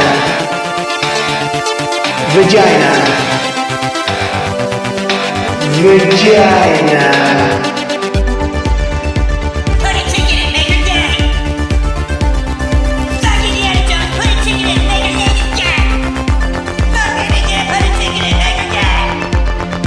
It means put a chicken in it we eat and make her fucking gang. Fucking pronouns! Fucking pronouns!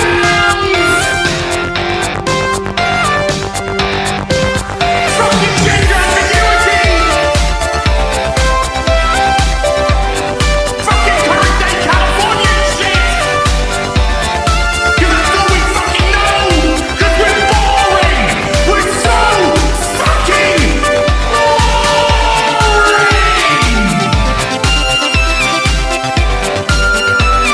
Twitter hole!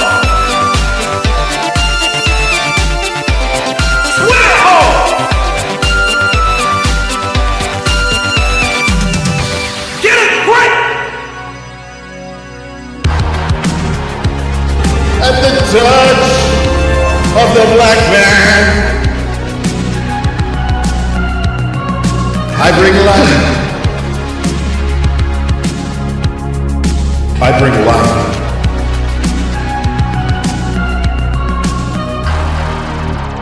I bring life.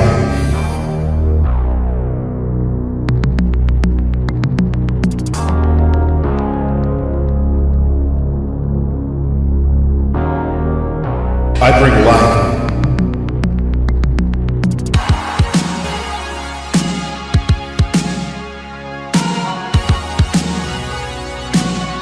I bring life.